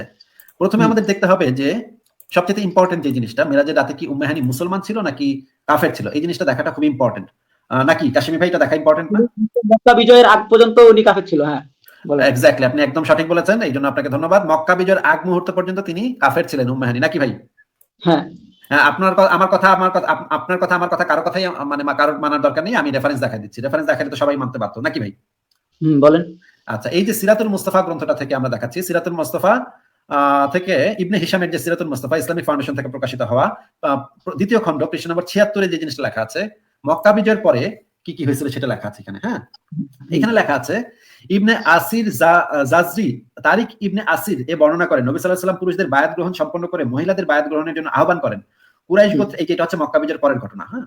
কুরাইশ গোত্রের যে সমস্ত মহিলা এই সময় বায়াত গ্রহণের জন্য উপস্থিত হন, তাদের মধ্যে নিম্ন বর্ণিত কয়েকজনের নাম বিশেষভাবে উল্লেখযোগ্য। এক নাম্বার দেখেন, এখানে লেখা আছে উম্মে হানি বিনতে আবু তালিব, অর্থাৎ হযরত আলীর বোন। তার মানে হচ্ছে মক্কা বিজয়ের পরে উম্মে হানি ইসলাম ধর্ম গ্রহণ করছে, নাকি ভাই? হ্যাঁ। তাহলে মক্কা বিজয়ের আগে তো মিরাজ ঘটে গেছে, নাকি? হ্যাঁ। যখন মোহাম্মদ মক্কায় ছিলেন, যখন হ্যাঁ। হিজরতই করেন নাই, তখন তো মিরাজ ঘটে গেছে, নাকি, তাই না ভাই? হ্যাঁ, অবশ্যই। আচ্ছা, মানে হচ্ছে তার মানে আগেই যখন মক্কাতেই ছিলেন, মক্কাতেই বসবাস করতেন, সেখান থেকেই তো এটা হয়েছে, হ্যাঁ বলেন। এক্স্যাক্টলি আপনি একদম সঠিক বলেছেন। তার মানে হচ্ছে তখন যেই সময় মিরাজ ঘটেছে, সেই সময় উম্মে হানি তো কাফের ছিলেন, নাকি ভাই? আবার একটু বলেন তো। অবশ্যই, অবশ্যই কাফের ছিলেন। আচ্ছা, ঠিক আছে, খুবই ভালো বলেছেন। এইবার আমরা হাদিসে চলে যাব, ঠিক আছে? হুম। না, আগে একটু দেখে নিই, এই যে মানে এই উম্মে হানি থেকে বর্ণনাটা একটু দেখে নিই। এটা কোন গ্রন্থ থেকে আমি দেখাচ্ছি আপনাকে বলে দিচ্ছি। এটা আপনি পাবেন আহ এটা আপনি পাবেন ইবনে কাসিরের, ইসলামিক ফাউন্ডেশন থেকে, মানে তাফসির ইবনে কাসির, ষষ্ঠ খণ্ড, পৃষ্ঠা নম্বর ২৫১। ২৫১ আপনি কি পাবেন সেটা আমরা একটু দেখি। ভাই, আপনি একটু আমাদেরকে পড়ে শোনান এই জিনিসটা, হ্যাঁ? পারবেন ভাই পড়তে? উম, ভাই আমি অত্যন্ত দুঃখিত, আমার এখানে নাম্বার ওয়ান কারেন্ট চলে গেছে, আর দ্বিতীয়ত হচ্ছে আমার ল্যাপটপ বন্ধ আছে, আমি ফোনে দেখছি, খুব ছোট ছোট দেখা যাচ্ছে, আপনি পড়েন, আমি খুব কষ্ট হচ্ছে, ঠিক আছে? আচ্ছা, ঠিক আছে, তাহলে আমি পড়ে শোনাই। যদি আমি কোনো ভুল করে থাকি, তাহলে আপনি তো বুঝবেন কিভাবে। এই বিজলিটা চলে গেছে, আমি ইচ্ছা করলে দেখাতে পারি, ঠিক আছে? আচ্ছা, আচ্ছা, ঠিক আছে, অসুবিধা নেই, আমি পড়ে শোনাচ্ছি। আপনি আমার কথা কি মানতে হবে আপনার? আপনি মানে কোনো করতে পারবেন না। মধ্যেই পড়বেন না, বড় ভাই? হ্যাঁ, হ্যাঁ, হ্যাঁ, সবাই দেখতেছে তো। এখানে লেখা হ্যাঁ। আছে, হযরত উম্মে হানি বিনতে আবু তালেব কর্তৃক বর্ণিত রেওয়ায়েত, মুহাম্মদ ইবনে ইসহাক বলেন, মুহাম্মদ সাহেব কলবি ওনার থেকে বর্ণিত, উম্মে হানি বিনতে আবু তালেব হইতে বর্ণিত, তিনি সাল্লাল্লাহু আলাইহি সাল্লাম এর মিরাজ সম্পর্কে বলেন, যেই রাত্রে রাসূলুল্লাহ সাল্লাল্লাহু আলাইহি সাল্লামের মিরাজ সংঘটিত হয়, সেই রাত্রে তিনি আমার ঘরে নিদ্রিত ছিলেন। নিদ্রিত ছিলেন ভাই, নিদ্রিত ছিলেন। ছিলেন, অবশ্যই নিদ্রিত ছিলেন, আমি তো আপনার কথা একমত, কিন্তু এখানে লেখা নাই যে রাত্রি যাপন করছিলেন। নিদ্রিত ছিলেন মানে ঘুমেছিলেন, সহজ আচ্ছা, ভাষা। রাত্রি যাপন শব্দটার মানে কি ভাই? ভাই রাত্রি যাপন হচ্ছে যে আমি পুরো রাত্রই এখানে ছিলাম, আর একটা হচ্ছে যে আমি এখানে নিদ্রিত অবস্থা আছি। আর অন্যান্য আপনি তো ইসলামিক ফাউন্ডেশন থেকে দেখছেন, আমি আরেক জায়গা থেকে দেখছি, এখানে লেখা আছে নিদ্রিত ছিলেন, আরেক জায়গায় লেখা আছে যে তিনি বিশ্রাম করছিলেন, ঠিক আছে? এখন আচ্ছা, দেখেন আচ্ছা, ওই আচ্ছা, স্বপ্নের ব্যাখ্যা ঠিক আছে, একজন ঠিক আছে, একজন একজন একজন একজন বেগানা আওরাতের বাসায় হ্যাঁ, নবী মোহাম্মদ বেগানা আওরাত কিন্তু তখন সে, হ্যাঁ? তার হ্যাঁ, সাথে কিন্তু নবী মোহাম্মদের বিয়েটা কিন্তু জায়েজ। যাদের সাথে বিয়ে জায়েজ তাদেরকে কি বলে? গায়ের হারাম বলে। মানে নবীর সাথে তিনি বিবাহিত ছিলেন না। আপনি যেটা বলছেন আমি বলছি তো, এখন আমার কথা হচ্ছে এখানে কি না, না, আপনার কথা বুঝিনি, আপনার কথা বুঝিনি। কি বললেন? সে তো গায়ের মানে মাহরাম ছিল নাকি? বেগানা নারী বলছেন, তো আমি তো এটা শুরুতেই একমত আছি যে ওনার সাথে তো বিয়েই হয়নি, তাহলে তো উনি বেগানা নারী আছে, তাই তো? হ্যাঁ, হ্যাঁ, রাসূল সাল্লাল্লাহু সেটাই তো আলাইহি আপনাকে জিজ্ঞেস করছি। ওয়াসাল্লাম না, না, মানে বেগানা নারী হইলেই তো হবে না। সে যেটা হ্যাঁ, হইতে হবে, সে তো গায়ের মাহরাম ছিলেন নাকি? হ্যাঁ, এখন হচ্ছে আপনি গায়ের যেটা মাহরাম কি? ভাই, আমার প্রশ্নটা একটু উত্তরটা দেন না ভাই আগে। গায়ের মাহরাম জিনিসটা আমাদেরকে একটু ব্যাখ্যা করে বুঝাইবেন ভাই? হচ্ছে তার সাথে আমার দেখা দেওয়া জায়েজ নেই, তাই তো? আচ্ছা, হ্যাঁ, দেখা জায়েজ নাই, দেখা সাক্ষাৎ করা জায়েজ নাই। সেই হ্যাঁ মহিলার বাসায় তিনি রাত্রেবেলা নিদ্রিত ছিলেন বা বিশ্রাম নিতে গেছিলেন নাকি? আপনার বক্তব্য হচ্ছে বিশ্রাম নিচ্ছিলেন নাকি? ভাই কথার এখানে মাঝখানে কথা, ভাই, ভাই কাশিমি ভাই, আপনি কথার মাঝখানে কথা বললে যে সমস্যাটা হয়, আপনাকে আবারও একবার অনুরোধ করছি যে কথার মাঝখানে বললেন না ভাই। তাহলে দর্শকরা কিছুই শুনতে পায় না। আপনি যদি কথার মাঝখানে কথা বলেন তাহলে আমার কথাও শুনবে না, আপনার কথাও শুনবে না ভাই। প্লিজ দয়া করে আমার কথাটা শেষ হলে আপনি বলেন। প্লিজ আপনাকে আবারও অনুরোধ করছি, আপনি একটু ধৈর্য ধরে তারপরে পয়েন্টটা মেক করেন। আমি আপনাকে জিজ্ঞেস করেছি তিনি তো গায়েরে মাহরাম ছিলেন এবং তার সাথে বিবাহটা জায়েজ, তাই না? জি উম্মে হানি তো মানে গায়েরে মাহরাম ছিলেন এবং তার সাথে নবী মোহাম্মদের বিবাহটা তো জায়েজ, তাই না? হ্যাঁ জায়েজ। আচ্ছা, এবং সেই রকম একজন মহিলা যার স্বামী আছে, সেই রকম একজন মহিলার বাসায় গিয়ে নবী মোহাম্মদ একটা জায়গায় লেখা আছে নিদ্রিত ছিলেন, আপনি হয়তো পড়ছেন, বললেন যে বিশ্রাম নিচ্ছিলেন নাকি ভাই? হ্যাঁ হ্যাঁ আমি আপনাকে দেখাতে পারবো, কিন্তু এখানে আমি বুঝতেছি না কিভাবে কোনো স্ক্রিনশট অসুবিধা দিব। নেই, কোনো অসুবিধা নেই ভাই, ঠিক আছে। আমরা ধরে নিলাম যে নিদ্রা করছিলেন বা বিশ্রাম নিচ্ছিলেন, কিছু একটা করছিলেন। এখন এখানে লেখা আছে ঈশার সালাত শেষে তিনি পুনরায় নিদ্রা যান, আমরাও হ্যাঁ নিদ্রা যাই। মানে হুম মানে উম্মে হানিও নিদ্রা যান। হুম ভোর হইবার পূর্বে রাসূলুল্লাহ সাল্লাল্লাহু আলাইহি ওয়াসাল্লামকে জাগ্রত করিলাম, মানে উম্মে হানি ভোর হওয়ার আগে মুহাম্মদকে ঘুম থেকে জাগায় দিল নাকি ভাই? হুম আচ্ছা, মুহাম্মদকে ঘুম থেকে জাগাইতে হইলে তো তাকে মানে তার রুমে এসে তাকে ধাক্কা দিতে হইছে বা তাকে ইয়া করতে হইছে নাকি? কিভাবে জাগাইলো? মানে একটু বলেন তো কিভাবে জাগায় মানুষকে? আহ, এখানে ভাই একটা জিনিস আমি আপনার কথাটা লিখে রেখেছি, এটা আমি উত্তর দিচ্ছি। সেটা হচ্ছে এখানে আমাদের যেটা ছিল যে উম্মে হানি তো কাফের ছিলেন। হ্যাঁ, হ্যাঁ, কাফের ছিলেন। তো এখানে লেখা আছে উম্মে হানি কাফের ছিলেন, এবং উনার, আমরা যেটা জানি, সবাই যেটা জানে, সেটা হচ্ছে উনার ঘর থেকেই মেরাজ গমন করেছিলেন, তাই তো?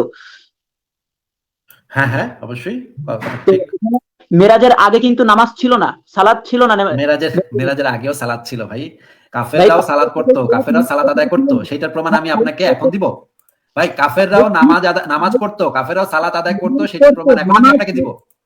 ভাই নামাজ পড়তো, কিন্তু সেটা যে এশার সালাত, সেটা যে আসলে এশার সালাত, এশাটা কখন আসছে? মিরাজের পর থেকে এসছে এশা। এশা না, না, না, মাগরিব না, না, না, না। কাফেররা বিভিন্ন সময় নামাজ পড়তো। কাফেররা বিভিন্ন সময় নামাজ পড়তো। ওইটা দেখলেন? মুসলমানদের নামাজ না। ওইটা মুসলমানদের, আপনি আমার কথাটা একটু শুনে নেন ভাই। কাশিমি হ্যাঁ ভাই, কাশিমি ভাই, আপনি আমার কথাটা একটু শুনে তারপর উত্তর দেন। কথার মাঝখানে কথা বললে, আমি তো বলতেছি যে কথার মাঝখানে কথা বললে কেউ শোনে না। আমি হুম, আপনাকে যেটা বলেছি সেই সময় কাফেররাও নামাজ পড়তো। কাফেরদের হুম, নামাজ পড়ার সিস্টেমটা ছিল একদমই ভিন্ন এবং সেটা ছিল কাফেরদের জাহিলিয়াতের সালাত। এই সালাতের সাথে ইসলামের সালাতের কোনো সম্পর্ক নাই। আমরা যেহেতু হুম। দেখতে পাচ্ছি যে উম্মে হানি সেই সময় কাফের ছিল, তিনি যে সালাত করেছেন এই সালাত তো ইসলামের সালাত না। তিনি যে সময় পড়ে থাকুক না কেন, সেটা কোনো অবস্থাতেই ইসলামের সালাত না, সেটা হচ্ছে কাফেরদের সালাত, জাহিলিয়াতের সালাত ছিল সেটা। তা আমরা যেটা জানি, তিনি তো ওই ধরনের কোনো উপাসনা করতেন না।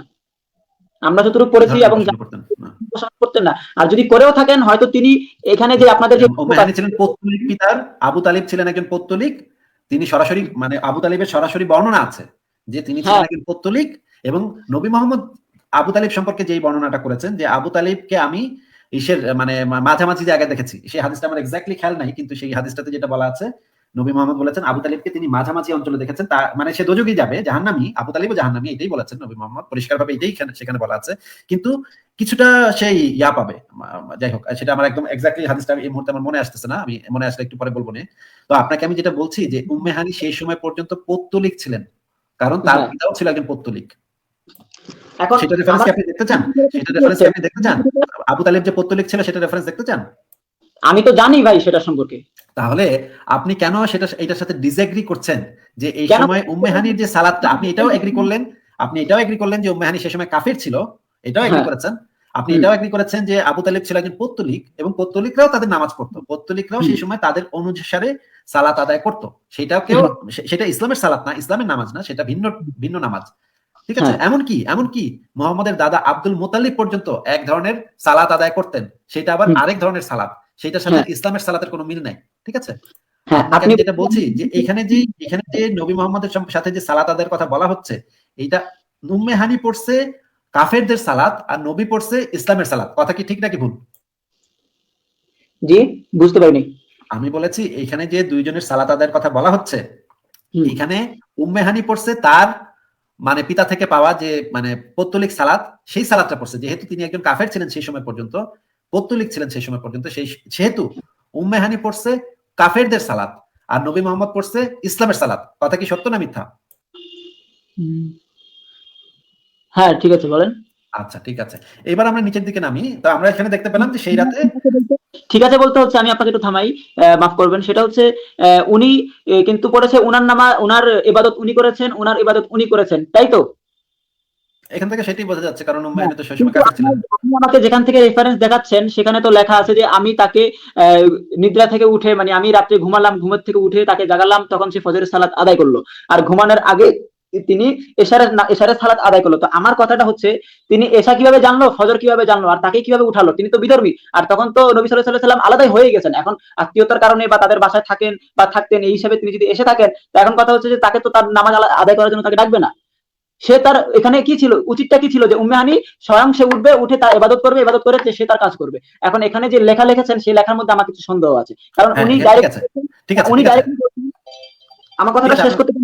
আমার আচ্ছা কথাটা ঠিক শেষ আছে করতে, বলেন, আচ্ছা আচ্ছা বলেন। উনি এখানে আপনার যে লেখক আছেন উনি এখানে ডাইরেক্টলি বলছেন যে উম্মে হানি তাকে নিদ্রা থেকে উঠালেন, বিশ্রাম থেকে উঠালেন, উঠানোর পরে তিনি একসাথে এশারের নামাজ, এশারের সালাত আদায় করলেন, তারপরে আবার নিদ্রায় গেলেন, তারপরে আবার একসাথে উঠলেন, উঠে ফজরের সালাত আদায় করলেন। তা আমার কথা হচ্ছে, এই লেখকটা, এই লেখক সাহেব এখানে এটা পেলো কোথায়, যে একসাথে উঠেছে, একসাথে আবার বেরিয়েছে, আবার হচ্ছে যে নামাজ ও সালাত আদায় করেছে, একজন আরেকজনকে ডেকে দিচ্ছে, একজন বিধর্মী আরেকজন বিধর্মীকে কি উৎসাহ দিচ্ছে, তাও সেই জাহিলিয়তের যুগে যখন তার সাথে সবার শত্রুতা। তো এটা আচ্ছা কিভাবে ঠিক হলো? আছে, ঠিক আছে, বুঝতে পারি না তোমাকে। মানে এটা এটা হতে পারে একটাই মানে ইয়া আছে যে উম্মে হানি যে বর্ণনাটা করেছেন সেই বর্ণনাটার ভিতরে হয়তো কিছুটা জিনিস পরে তিনি অ্যাড করে দিয়েছেন বা মিশ্রিত করেছেন, এরকম কিছু একটা হতে পারে। সেটা আমারও পয়েন্ট না, সেখানে আমারও যাওয়ার ইচ্ছা নেই। আপনি যেটা পয়েন্ট মেক করেছেন সেটা ঠিক আছে, আপনার পয়েন্ট ঠিক আছে, আমরা একটু নিচের দিকে যাই। তো ভাই এই সময় সবচেয়ে ইম্পর্টেন্ট কোশ্চেন এখন, সবচেয়ে ইম্পর্টেন্ট প্রশ্নটা এখন, যে এই যে ঘটনাগুলো ঘটতেছে, নবী উম্মেহানের সাথে নামাজ টামাজ পড়তেছে, আবার ডাইকা ডুইকা দিতেছে, রাত্রে ঘুমাইতেছে, উম্মেহানের ঘরে ঘুমাইতেছে, সকালে আবার ডাইকা দিতেছে। সকালে তো ডাইকা দিচ্ছে নাকি, এখানে তো লেখা আছে ভোর হইবার পূর্বে মোহাম্মদকে জাগ্রত করিলাম, এটা তো লেখা আছে, দেখছেন ভাই? হ্যাঁ, তার মানে ঘুমাইছে তো নাকি, নাকি শুধু এখন বিশ্রাম নিছিল? বললেন, এখন আপনি বড় ভাই, আমি আপনাকে একটু বলছি, আপনি ভুলভাবে নেবেন না কথাটা। কথাটা হচ্ছে, যেই লেখক এখানে একদম সালাতের জায়গায় এক করে, দুই জায়গায় এক করে ফেললো, একজন পর্তুলিগ এবং একজন মুসলিমকে, সেখানে আচ্ছা, ওনার লাইন আবার কেটে গেছে। ভাইরে আপনার লাইন আবারও কেটে গেছে। আচ্ছা আমি একটু অপেক্ষা করি ওনার জন্য, ওনার জন্য অপেক্ষা করি, দেখি। কারি সাহেব আপনি চলে আসেন, হ্যাঁ চলে আসছেন। কাশিমি ভাই আপনার লাইনটা আবারও কেটে গেছিল, বলেন এসছে ভাই। আবার। তো এখন হচ্ছে, যেখানে একজন লেখক সাহেব দু ধর্মের মানুষকে একদম এক করে ফেললো, এবাদতটাকে এক করে ফেললো, সেই লেখক যদি বলে যে এখানে তিনি রাত্রি যাপন করেছেন, আবার ডাকি দিলাম, তো সেখানে আমি কি বলবো? যদি এখন আপনি যদি, আমি তো ভাই নাস্তিক না, আপনি না না হচ্ছে, না না, কাশিমি কাশিমি ভাই, আপনি যে হ্যাঁ, ভুলটা করছেন, এই লেখক যিনি, এই লেখক হচ্ছেন গিয়ে, এটা এটা হচ্ছে ইবনে কাসির থেকে নেয়া। ইবনে কাসির হচ্ছে ইসলামের অন্যতম বড় স্কলারদের মধ্যে একজন, আপনি নিশ্চয়ই তার বই পড়েছেন, তার তাফসির গ্রন্থ পড়েছেন। পৃথিবীর অবশ্যই। সমস্ত সমস্ত সুন্নি মুসলমানকে, পৃথিবীর সমস্ত সুন্নি মুসলমানকে যারা ইসলাম সম্পর্কে পড়ালেখা করে, ইবনে কাসিরের বই পড়েই পাশ করতে হয় ভাই। ইবনে কাসিরের বই না পড়ে কেউ পাশ করছে ইসলামের কোন সাবজেক্ট? অবশ্যই। তো এই লেখাটাই আপনি আমাকে ইবনে কাসির থেকে দেখান, আপনি ইবনে কাসিরে যাবেন, আমি বর্ণনা করে দেবো, ঠিক আমি আছে? ইবনে কাসির থেকে আপনাকে দেখাচ্ছি ভাই, আপনি একটু হ্যাঁ, আমার কথাটা আমাকে শুনেন আগে। বুমরা থেকে দেখাচ্ছেন, আমি যেটা আপনাকে আপনাদের ফাউন্ডেশনে আছে, তাই তো?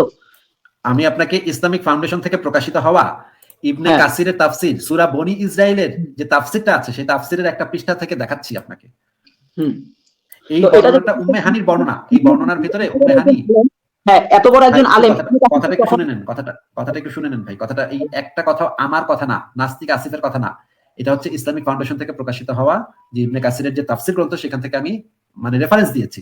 আপনি চাইলে ইংরেজি বইটাও আমি আপনাকে বের করে দেখাতে পারি। ইংরেজিতে একই কথাই লেখা আছে, কাছাকাছি কথাই লেখা আছে, একটু শব্দের এদিক সেদিক হতে পারে, কিন্তু কাছাকাছি কথাই লেখা আছে। আপনার হিন্দি ভাষায় বা আপনি কোন ভাষায় পড়েছেন আমি তো জানি না, ভারতে কোন বইটা পাওয়া যায় আমি তো জানি না, আমি নিশ্চিত যে সেখানেও কাছাকাছি কথাটাই লেখা আছে। এটা হচ্ছে একজনের বর্ণনা, এই বর্ণনার ভেতরে ভুল থাকতে পারে, কিন্তু ইবনে কাসির কোনো ভুল এখানে করেন নাই, বুঝতে পারছেন? অবশ্যই ইবনে কাসির তো ভুল করবেন না। আমি আপনাকে যেটা বলছি যে ইবনে না না, কাসির, এটা নিয়ে তো আমার পয়েন্টই না ভাই, এটা নিয়ে তো আমার পয়েন্টই না ভাই, এটা নিয়ে তো আমার কোনো পয়েন্টই নাই। একটু দয়া করে শোনেন ভাই, একটু দয়া করে শোনেন, আরেকটা বর্ণনা আমি আপনাকে শোনাচ্ছি। এখানে আরেকটা বর্ণনা বড় আছে, ভাই, আপনি আরেকটা আমাকে এটার বিবরণ সাথে আছে আগে একটু কথা বলবেন।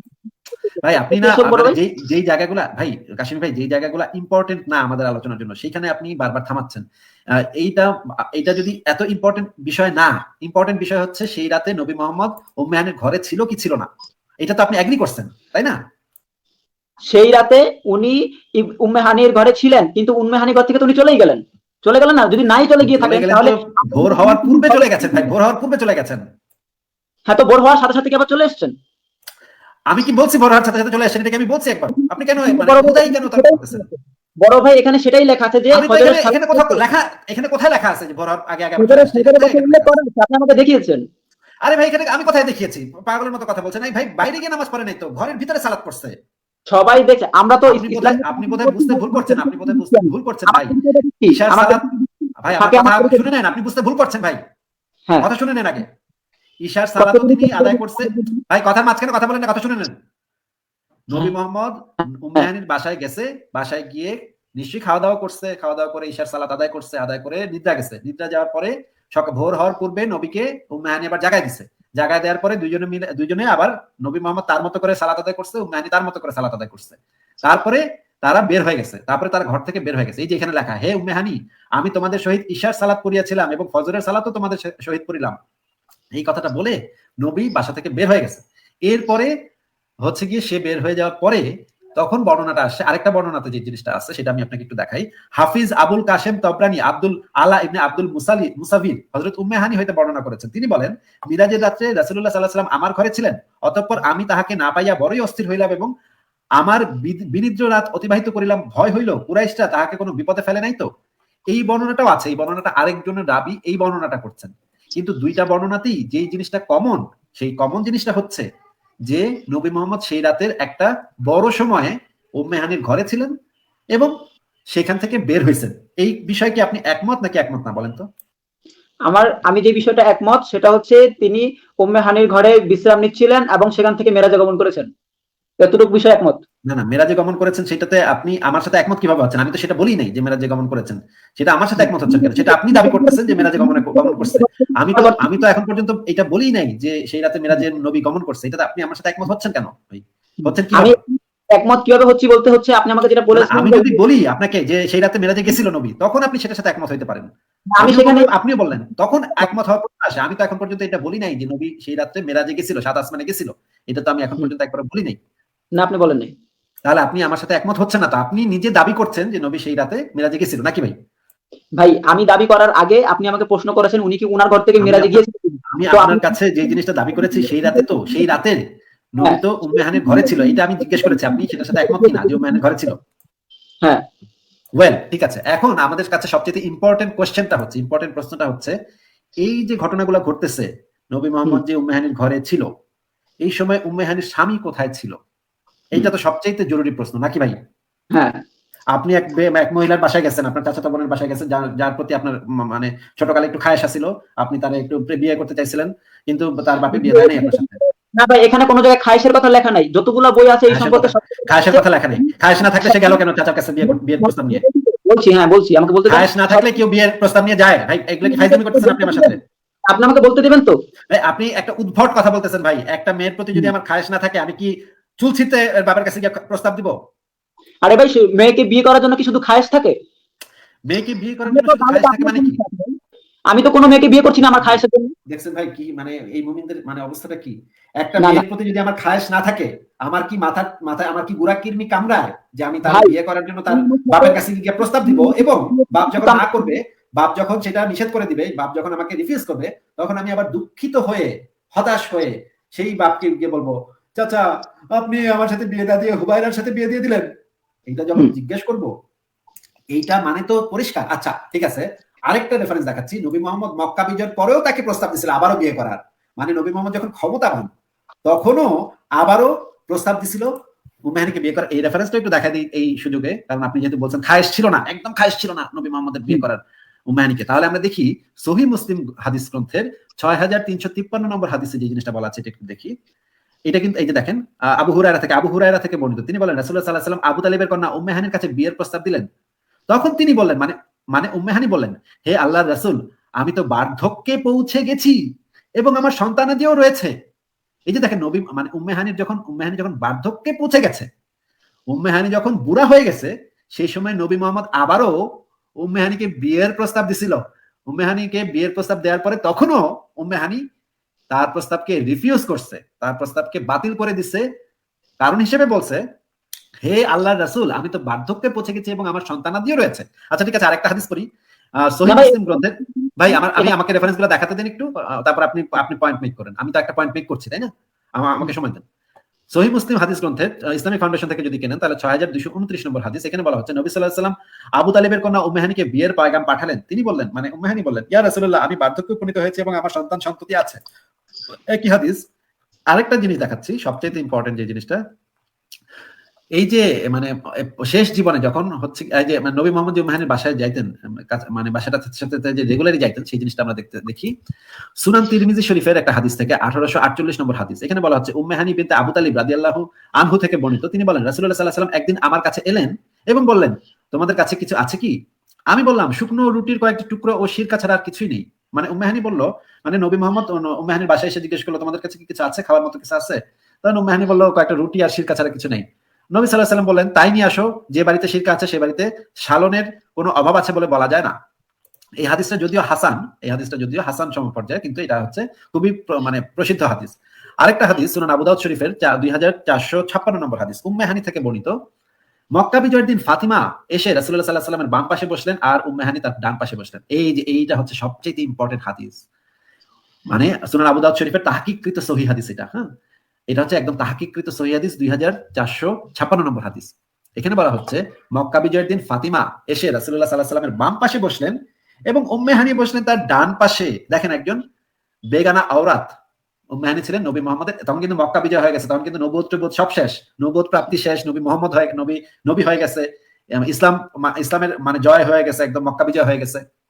সেই সময় মক্কা বিজয়ের দিন রাসূলুল্লাহর বাম পাশে বসলেন হচ্ছে গিয়ে উম্মে হানি, আর ফাতেমা বসলেন ডান পাশে। না, সরি, ভুল বলছি। উম্মে হানি বলতেছে যে বাম পাশে বসলেন উম্মে হানি, আর উম্মে হানি বসলেন ডান পাশে। বর্ণনাকারী বলেন, মানে উম্মে হানি সূত্রে যেহেতু বর্ণিত, তার মানে বর্ণনাকারী হচ্ছে উম্মে হানি। উম্মে হানি বলেন, এক দাসী এক পাত্র পানীয় এনে তাকে দিলে তিনি তা থেকে কিছু পান করার পর উম্মে হানির দিকে পাত্রটি এগিয়ে দিলেন এবং তা থেকে তিনি পান করলেন। মানে হচ্ছে নবী মোহাম্মদকে এক দাসী এসে একটা পাত্রে একটা পানীয় দিলেন, নবী মোহাম্মদ কিছুটা অংশ সেই পানীয়টা পান করলেন, পান করার পরে উম্মে হানির দিকে পাত্রটি এগিয়ে দিলেন। উম্মে হানি আবার সেই নবী মোহাম্মদের খাওয়া, নবী মোহাম্মদের ঠোঁট দিয়ে খাওয়া সেই পাত্রের অর্ধেক যে পানীয়টা, উম্মে হানি সেই অংশটা, বাকি অংশটুকু যতটুকু থাকে সেটুকু পান করলেন। ওয়াহ ওয়াহ ওয়াহ ওয়াহ ওয়াহ, কি সুন্দর ভাই, মানে কি সুন্দর জিনিস, কি সুন্দর জিনিস। আর আরো একটা হাদিসে যে জিনিসটা বলা আছে, ভাই আমি একটা পয়েন্ট মেক করছি ভাই, আপনি যদি এত হাদিস, ভাই আমাকে একটু পয়েন্টটা মেক করতে দেন, আমাকে একটু পয়েন্টটা মেক করতে দেন। আমি একটা ইম্পর্টেন্ট একটা পয়েন্ট মেক করছি, আমাকে পয়েন্টটা মেক করতে দেন ভাই। সুনান আবু দাউদ শরীফের ইসলামিক ফাউন্ডেশন থেকে যদি কেনেন এই হাদিসটাতে যে জিনিসটা বলা আছে, মক্কা বিজয়ের দিন ফাতিমা আগমন করেন, এরপর তিনি রাসূলুল্লাহ সাল্লাল্লাহু আলাইহি ওয়াসাল্লামের বাম পাশে উপবেশন করেন এবং উম্মে হানি ডান দিকে। রাবী বলেন, এ সময় জনৈক দাসী একটি পাত্রে কিছু পানীয় দ্রব্য এনে পেশ করলে তিনি তা পান করলেন, এরপরে তিনি তার অবশিষ্টাংশ উম্মে হানিকে পান করতে দিলেন। এটা হচ্ছে আরেকটা যে বর্ণনা, এটা আরো ইম্পর্টেন্ট। এটা হচ্ছে সুনান তিরমিজি শরীফের 474 নম্বর হাদিস। এখানে বলা হচ্ছে উম্মু হানি রাদিয়াল্লাহু আনহা ব্যতীত আমার নিকট কেউ কথা বর্ণনা করেননি যে তিনি রাসূলুল্লাহ সাল্লাল্লাহু আলাইহি ওয়াসাল্লামকে এই সালাত আদায় করতে দেখেছেন। উম্মু হানি রাদিয়াল্লাহু আনহা বর্ণনা করেন যে রাসূলুল্লাহ সাল্লাল্লাহু আলাইহি ওয়াসাল্লাম মক্কা বিজয়ের দিন তার ঘরে এলেন এবং গোসল করলেন। মক্কা বিজয়ের দিন কি হইলো, ঘটনা কি হইলো? মক্কা বিজয়ের দিন, মানে এটা কিন্তু একটা বিরাট ঘটনা। মক্কা বিজয়ের দিন নবী মুহাম্মদ উম্মে হানির ঘরে গেলেন এবং গোসল করলেন। কেন গোসল করলেন, কিভাবে গোসল করলেন? ভাই এটা তো একটা গায়ের মাহরাম একটা মহিলা, তার পাশে কেন গোসল করলেন? সেই সময় তার স্বামী কই ছিল, উম্মে হানির স্বামী কই ছিল, সেটা তো জানা দরকার আমাদের, সেটা তো সবচেয়ে ইম্পর্টেন্ট। ঠিক আছে, আমরা সেই জিনিসগুলো দেখবো যে সেই সময় তার স্বামী কই ছিলেন। এবার কারি কাশিমি ভাই আপনি বলেন আপনার কি কি পয়েন্ট আছে এই বিষয়ে, যেটা দেখলাম। কাশিমি ভাই এবার আপনি বলেন। ভাই আপনার কথা তো কেটে কেটে যাচ্ছে, আমার আপনার কথা বোঝা যাচ্ছে না। ভাই কাশিমি ভাই আপনার কথা তো কেটে কেটে যাচ্ছে, ওনার লাইনে কেটে গেল। আচ্ছা ঠিক আছে, আরেকটু অপেক্ষা করি, ওনার কথা ইন্টারনেট খারাপ। তাহলে উনি যেহেতু কথা বলতেই চাচ্ছেন, আলোচনা করতেই চাচ্ছেন বিষয়টা নিয়ে, তাহলে বিষয়টা মানে শেষ করি, দেখি ওনার জন্য আরেকটু অপেক্ষা করি। কাশিমি ভাই আপনার জন্য কিন্তু আমরা অপেক্ষা করছি, আমরা অনেক দর্শক অপেক্ষা করছে, আমরা অপেক্ষা করছি। আমরা কিন্তু সবচেয়ে ইম্পর্টেন্ট পার্টে এখন যাবো। নবী মোহাম্মদ যে পানি খাইতো একসাথে একই গ্লাসে, দুইজনে এই অর্ধেক খাইতো, সে অর্ধেক খাইতো। ভাই মহব্বতটা কি লক্ষ্য করছেন ভাই, প্রেমটা কি লক্ষ্য করছেন? বুড়া বয়সেও নবী মোহাম্মদ তার প্রস্তাব দিচ্ছিল বিয়ে করার, উম্মে হানি সেই সময় রিফিউজ করছে। আবার প্রেমটা কি দেখেন, মানে এক গ্লাসে পানি খাওয়া খাই। ভাই এটা তো হিন্দি সিনেমা ফেল মারা দিল, মানে হিন্দি বাংলা সিনেমা তো ফেল মারা দিল। এরপরে উনি কয় যে খায়েশ ছিল না, আমার নবীর এই মেহানের প্রতি কোনো খায়েশ ছিল না। এগুলো ভাই কেন ভাই, এগুলো কেন ভাই, এটা তো উত্তর দিতে হবে। মানে মানে এরপরে যদি কেউ বলে মেহানের প্রতি নবী মোহাম্মদের খায়েশ ছিল না, এইরকম একটা হাস্যকর কথা। আচ্ছা কাশিমি ভাই একবার একটু এসে ঢুকছিলেন, আবার চলে গেলেন। কাশিমি ভাই আপনার জন্য কিন্তু আমরা সবাই অপেক্ষা করছি, আপনি একটু তাড়াতাড়ি চলে আসেন। আমরা অপেক্ষা করছি, খায়েশ ছিল না, আপনি যেহেতু বলছেন খায়েশ ছিল না, আপনি প্রমাণ করবেন খায়েশ ছিল না। আমরা দেখতেছি মানে বুড়া বয়সেও নবী মোহাম্মদের খায়েশ কমে নাই। মানে মেহানিকে বিয়ে করার যে খায়েশ বুড়া বয়সেও কমে নাই, বুড়া বয়সেও সে বিয়ে করার প্রস্তাব দিচ্ছে, এটা আমরা সরাসরি দেখতে পাচ্ছি। এবং একই সাথে দেখতে পাচ্ছি যে একদম পাশাপাশি বসে, হ্যাঁ, এক পাশে ফাতেমা এক পাশে মেহানিকে নিয়ে নবী মোহাম্মদ একটা পানীয় পান করতে অর্ধেক, সেটা আবার আগায় দিত মেহানির দিকে, মেহানি বাকি অর্ধেক পান করতো। বাহ, মানে একেবারে মানে হিন্দি সিনেমা, প্রেমের সিনেমা একেবারে ফেল মারা দিচ্ছে। মহব্বত, মহব্বতেইন একটা সিনেমা আছে না, মহব্বতেইন, জন্ম জন্মান্তরের প্রেম, মানে সেই। এখন যে ইম্পর্টেন্ট জিনিসটা হচ্ছে সেই সময় উম্মায়নের স্বামী কই ছিল, স্বামীর ঘটনাটা কি, সেই বেড়া কি করতেছিল সেই সময়। আচ্ছা ওনাকে তো উনি তো আসতেছে না, উনি আমি কি করবো তাহলে। আমার তো আরো যে সবচেয়ে ইম্পর্টেন্ট পয়েন্টটা যে মেক করার, যে তার স্বামী কোথায় ছিল, এইটা বের হয়ে গেলে তো সব দুধ কা দুধ পানি কা পানি হয়ে যাবে। এই জন্য ওনার জন্য অপেক্ষা করছে। আচ্ছা এসছে কাশ্মীর ভাই, এসছে কাশ্মীর ভাই। আমি কিন্তু আপনার জন্য অনেকক্ষণ ধরে অপেক্ষা করছি, আমার ব্যাক স্টেজে অনেক মানুষ এসে অনেকক্ষণ ধরে অপেক্ষা করছে।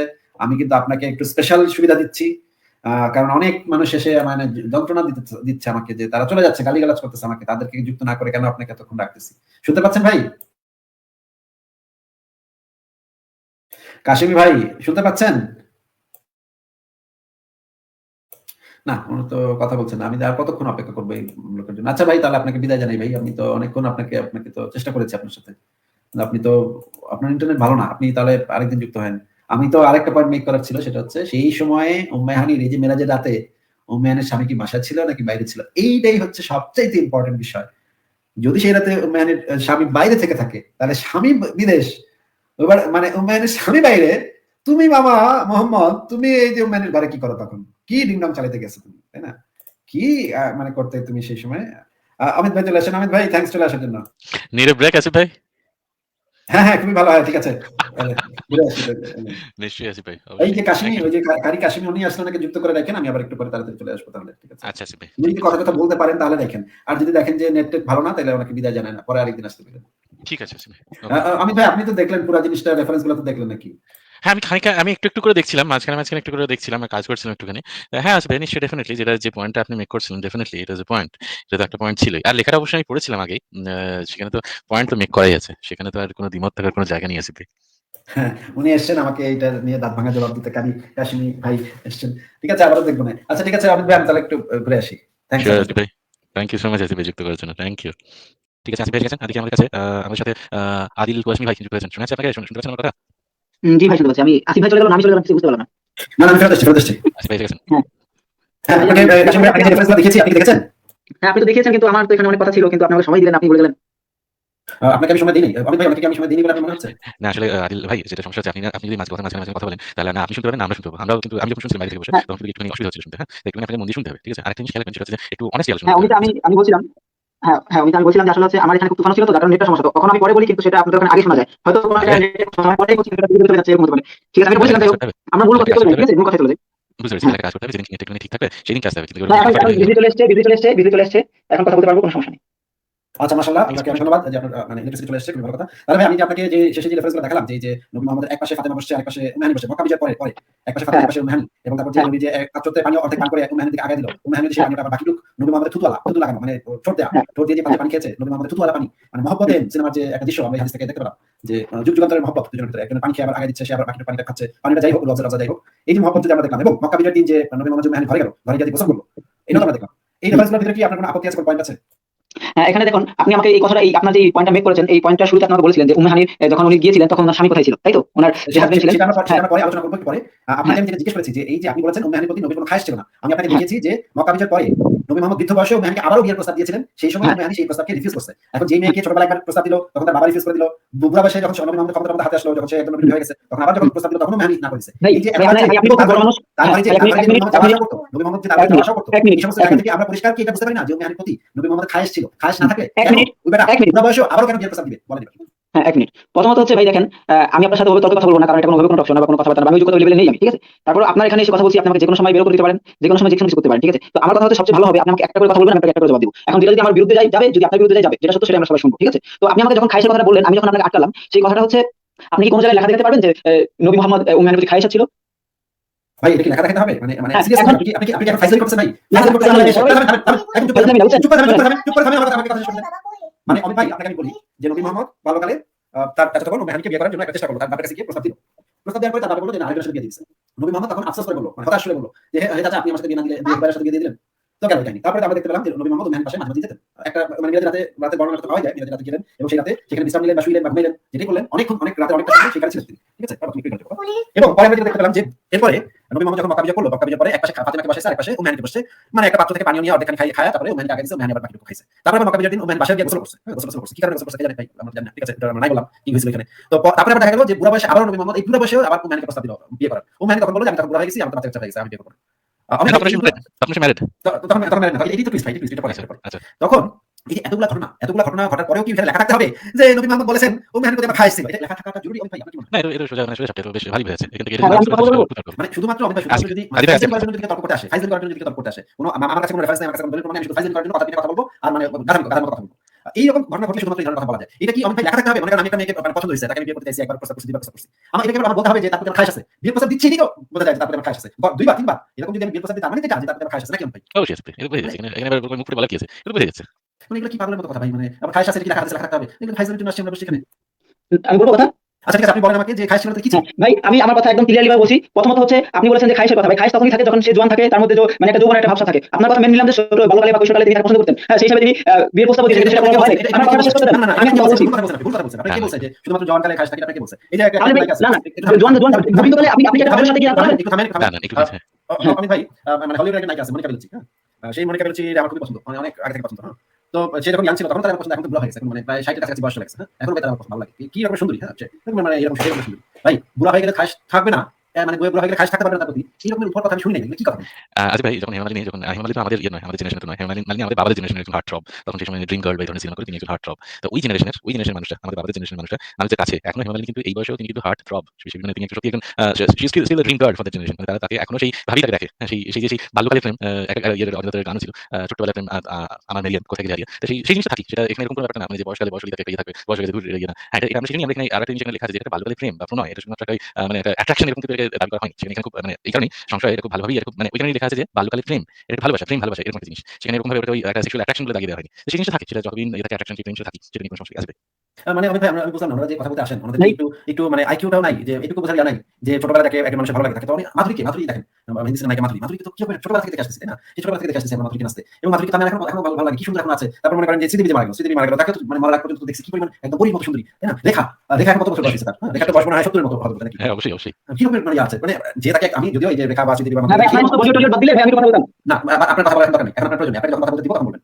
মানে উদ্ভট করে কথা না। আপনি আসিফ ভাই, আপনার বড় ভাই, আপনার কাছে আমার রিকোয়েস্ট ছিল, আপনি মিউট করে দিচ্ছি। আমি ভাই যে রেখা বা মানে হেমামালিনী বা ধরেন শ্রীদেবী মাধুরী, এদের প্রতি আমার সেরকম কোনো ইয়া নাই, কিন্তু যে মনিকা বেলুচির কথা যেটা বললাম, তো আমি এখনো তার আমার খুব অসাধারণ সুন্দর মনে হয়, তাই না? মেরিল মনরো যদি বুড়া হয়, মনে করেন 70 বুড়ি হয়ে যায়, 90 বছরের বুড়ি হয়ে যায়, মেরিল মনরো এখন বেঁচে নেই, বেঁচে থাকতো যদি সেদিন 90 বছরের বুড়ি হতো, তাহলে আমি তার সাথে একবার দেখা করার জন্য আমার মানে ইয়া হইতো যে একবার যদি তার সাথে দেখা করতে পারতাম মেরিল মনরোর সাথে। এরকম একটা সুন্দরী মহিলা, মানে বাল্যকালে তাকে দেখে মানে মাথা আলাদা হয়ে গেছিল, তাকে যদি একবার দেখতে পাইতাম। আমি আপনার কি রকম হয় না কখনো? অবশ্যই আছে ভাই। অবশ্যই সেই বিষয়টা শান্তি হয়। আমাদের কত হয়ে গেছিল, কত লাইক হার্ট থ্রব ইনফ্যাচুয়েশন নিয়ে কথা হয়েছিল। সেই বিষয়ে কোনো সন্দেহ নেই আছে ভাই।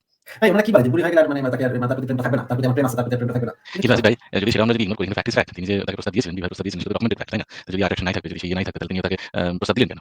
হ্যাঁ, তাহলে ভাই আমাদেরকে যে জিনিসটা বলবেন সেটা এত বুড়া হয়ে যাওয়ার পরেও মোহাম্মদ তাকে বিয়ের প্রস্তাব দিলেন, উনি কি কুতকুত খেলার জন্য প্রস্তাব দিয়েছিলেন? বুড়া বয়সে যদি কুতকুত খেলবে, একটু বলেন তো ভাই, ক্লামেট করে বলেন তো ভাই, কুতকুত খেলবেন কি বুড়া বয়সে? কি আপনার কি মনে হয়? আপনার দাবি কি শুনি? হ্যাঁ, আমি আপনারা দুজনই আমার বড় হবেন, আমি আপনাদের দুজনকে বলছি ভাই, আপনারা দয়া করে আগামী 5 মিনিট আমার সাথে কোনো মাঝখানে আমাকে আটকাবেন না। আমি কথা বলবো, আমার শেষ হবে, কথাটা শেষ হবে, 5টা মিনিট আমার একটা অন্তত একটা করে শেষ হবে, আপনি আমার কথা বুঝবেন, আমি বাইরে কথা বলেন, আপনি 5 মিনিট কেন 50 মিনিট হ্যাঁ, পয়েন্টে কথা বলবো, আমি পয়েন্টে কথা বলবো। হ্যাঁ, আপনি বলেছেন আপনি বলেছেন যে রাসূল সাল্লাল্লাহু আলাইহি ওয়াসাল্লাম উম্মে হানির বৃদ্ধ বয়সে ওনাকে বিয়ের প্রস্তাব দিয়েছেন। আপনি যদি আমি বলিনি, হাদিসে এটা বলা আছে, আমি হাদিস দেখেছি, আমি কথা বলছি। সেই হাদিস থেকে তো বলেছেন ভাই, আমি আপনার সাথে কথা বলছি, আপনি হাদিস বলছেন, মানে হাদিসের কথা বলেছেন। উম্মে হানি বলেছে এটা হাদিসে, উম্মে হানি থেকে বর্ণিত হাদিস, উম্মে হানি বলেছে, এটা একটা সহিহ হাদিস, এটা আমার নাস্তিক আসিফের বক্তব্য না, এটা হচ্ছে হাদিসের বক্তব্য, সহিহ হাদিস, তাহকিকৃত সহিহ হাদিসের বক্তব্য। জি, আমি বলি তাহলে হ্যাঁ আপনি সেটাও কিন্তু মিথ্যা সেই বলেন, হাদিস। বলেন। আপনি মিথ্যা হ্যাঁ বলবেন না, ঠিক আছে ঠিক আছে কারেক্ট ঠিক আছে ঠিক আছে যতক্ষণ ঠিক আছে, হ্যাঁ হ্যাঁ হ্যাঁ, ওকে ওকে। আপনি যে হাদিস থেকে আমাকে ব্যাখ্যা দিয়েছেন, আমি বলবো আপনি আমাকে যেই ঠিক আমি সালাহ আমার ব্যাখ্যা মিথ্যা হোক। বলবেন, আপনি আমার মিথ্যা বলবেন, আমি কোনো ব্যাখ্যা দিইনি। আমি হাদিসটা শুধু পড়ে শুনিয়েছি। অমিত ভাই, আমি হাদিসের কোনো ব্যাখ্যা দিয়েছি বলেন তো? না, এটা ব্যাখ্যা দেয়নি, এটা ডকুমেন্টেড ফ্যাক্ট, সেটা ভাই আমি ব্যাখ্যা বলতে এটা বোঝানোর চেষ্টা করছি। আমি হাদিসে কোনো ব্যাখ্যা দিইনি। আপনি কেন বলেন আমি ব্যাখ্যা দিয়েছি? আমি কোথায় ব্যাখ্যা দিয়েছি? দেখেন তো আমাকে। ওকে ভাই, sorry, ওকে sorry, আমি বলতে দেন। আপনি হাদিস পড়ে শুনিয়েছেন, আপনি কথা কারেক্ট করে বলেন, আপনি কথা কারেক্ট করে বলেন, আমি কোনো ব্যাখ্যা দিইনি হাদিসে। আমি আপনার বললাম তো, sorry বলে বললাম তো, আপনি ব্যাখ্যা দেননি, বললাম তো। হ্যাঁ, এবার আপনি কারেক্ট করে কথাটা আপনি বলেন। যে আরেকবার বলছি শুনুন। আপনি যে হাদিসটা পড়ে শুনিয়েছেন অনলাইনের মাধ্যমে, সেই সেই হাদিসটা হচ্ছে ইবনে কাসির বললেন, সেই ইবনে কাসির বাংলা দিয়ে লিখেছে, লিখেছে। আদিল ভাই, একটা কথা বুঝে গেল, কথাগুলো সব ভেঙে গেছে। হ্যাঁ, হ্যাঁ, কথাগুলো সব ভেঙে গেছে, বুঝলেন? মাঝখানে ব্রেক হয়ে যাচ্ছে। আরেকটা চেষ্টা করুন। যা। অমিত ভাই, দেখেন তো, একটা কথা বলতে গেলে কতগুলো ভুলভাল বলে। এই কথাগুলো ভুলভাল বলে আমি কেমনে বলতে দিব বলেন তো? এরপর হলো আপনি বলছেন যে ম্যানিকে বিয়ের প্রস্তাব দিছিল শেষ বয়সে। হ্যাঁ, আমি বলি না, এটা ডকুমেন্টারি ফ্যাক্ট, হাদিসে বলা আছে, মানে সহিহ হাদিসে বলা আছে, পরে বলছে আমি দিচ্ছি। আবার বলছে আমি ব্যাখ্যা দিচ্ছি। দাঁড়ান, আসার চেষ্টা করছিলেন উনি, এখন পর্যন্ত ডিভাইস কানেক্টেড না। উনি আসছেন আস্তে আস্তে, ধীরে ধীরে আসছেন। খানিক দূরে আছেন, এখন পর্যন্ত ডিভাইস কানেক্টেড হয়নি আছে ভাই। তাহলে ওখানে একজন আরেকজনের সাথে কথা বলিনি, উনি ঢুকতে ঢুকতে। হ্যাঁ, ঠিক আছে, যোগ করেন, যোগ করেন। ঠিক আছে, ঠিক আছে। ঠিক আছে অমিত ভাই, তাহলে হিমেল ভাই কি বিদায় জানাবেন? এই যে হ্যাঁ, কোয়েশ্চেন। আমার ঠিক আরেকটা আছে। কোশ্চেন ছিল, ওটা আমি চলে হিমেল ভাই, আপনি তাহলে আরেকদিন করেন কোয়েশ্চেনটা, কারণ আমরা একদিন পরে নিশ্চয়ই ভিতরে ছিলাম। ডিসকাশন আরে ডিসকাশন চলছে। ছোট একটা আপনারা সহজে উত্তর দিতে হবে তাহলে আপনি একটু ব্যাকসেজে থাকেন, আমাদের এটা আলোচনা শেষ হলে তারপর আপনি ওকে ওকে ওকে তাহলে আমি একটু ব্যাকসেজে দিচ্ছি। আমি ভাই, আমি আমার কথাটা শুনতে যাচ্ছি। আপনি যদি কাজ থাকে তাহলে থাকেন, আমরা কথা শুনি না। কাশিম ভাই, আপনি বলেন তাহলে। কাশিম ভাই, আপনি আনমিউট করে কথা বলতে হবে, আপনি মিউট করে রাখছেন। হ্যাঁ, বলেন। হ্যাঁ ভাই, অসংখ্য ধন্যবাদ আবার আপনাদের সাথে কথা করার জন্য। তো হচ্ছে ভাই, আমরা যেখানে ছিলাম, যে আপনি বলছিলেন এই হাদিস পড়ছিলেন, যে হাদিসটা, সেই হাদিসটা আমি বলবো, আপনি আসলে কিন্তু ভাই, আমার কথা শোনা যাচ্ছে না, কথা বোঝা যাচ্ছে না। এই আদিল ভাই, আদিল ভাই, আপনার নেটের অবস্থা কিন্তু খুব খারাপ ভাই। এরকম করলে এরকম সত্যি একটা কথা বোঝা যাবে কিন্তু। না, কিছু বোঝা যাচ্ছে না। না, একটা কথা বোঝা যাবে না।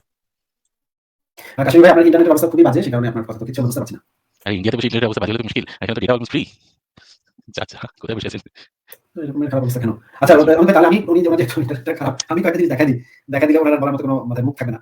উনি যে এগুলো করতে যাচ্ছেন। আচ্ছা, ঠিক আছে, আমি চাচ্ছিলাম আসলে উনি আগে বলুক, তারপর আমি একটু হাতে রেখে দিয়েছিলাম কয়েকটা জিনিস, তারপর দেখেন। তাহলে একটু আগে সাসপেন্স একটু আগে আসবে দেখি নাকি? ঠিক আছে। হ্যাঁ, আরেকটু দেখি দেখি দেখি। হ্যাঁ, কাশিম ভাই, আবার একটু আসেন প্লিজ, আমরা একটু আপনার কথা শুনে তারপর আমি একটা মানে টেক্কা মারবো একটা। হ্যাঁ, তুই কাজটা তুই এটা ট্রাম্প কার্ড ফিল আপনার কথা দেখা যাক। ঠিক আছে, তাহলে স্কেপটিক্যাল হিমেলের সাথে কথা বলি। হ্যাঁ, স্কেপটিক্যাল হিমেল বলুন শুনি। আপনার শেষ আমার একটা বিষয় জানা ছিল, সেটা হচ্ছে মুসলিমদের ভিতরে মোট কয়টা দল আছে, জাস্ট এটা বললেই হবে। আসবে কত দল আছে? অসংখ্য দল আছে, এর কোনো সংখ্যা সীমা পরিসীমা নেই। এটা কি কোথাও আমি এটা বিস্তারিত জানতে পারবো, মানে কি কি দল আছে না, টোটাল? এটা আপনি কোথা থেকে আপনি বিস্তারিত জানতে পারবেন না, কারণ দল আছে, কোন মানুষের পক্ষে হিসাব করে বের করা সম্ভব না। ঠিক আছে, এটুকু জানা ছিল। ওকে, ঠিক আছে। জাস্ট মনে করেন যতজন মুসলমান আছে ততগুলো দল আছে। হ্যাঁ, আসবে সত্যি তাই এরকম ব্যাপার? কত যে কি তাদের ভিতরে মারামারি পারাপারি আছে।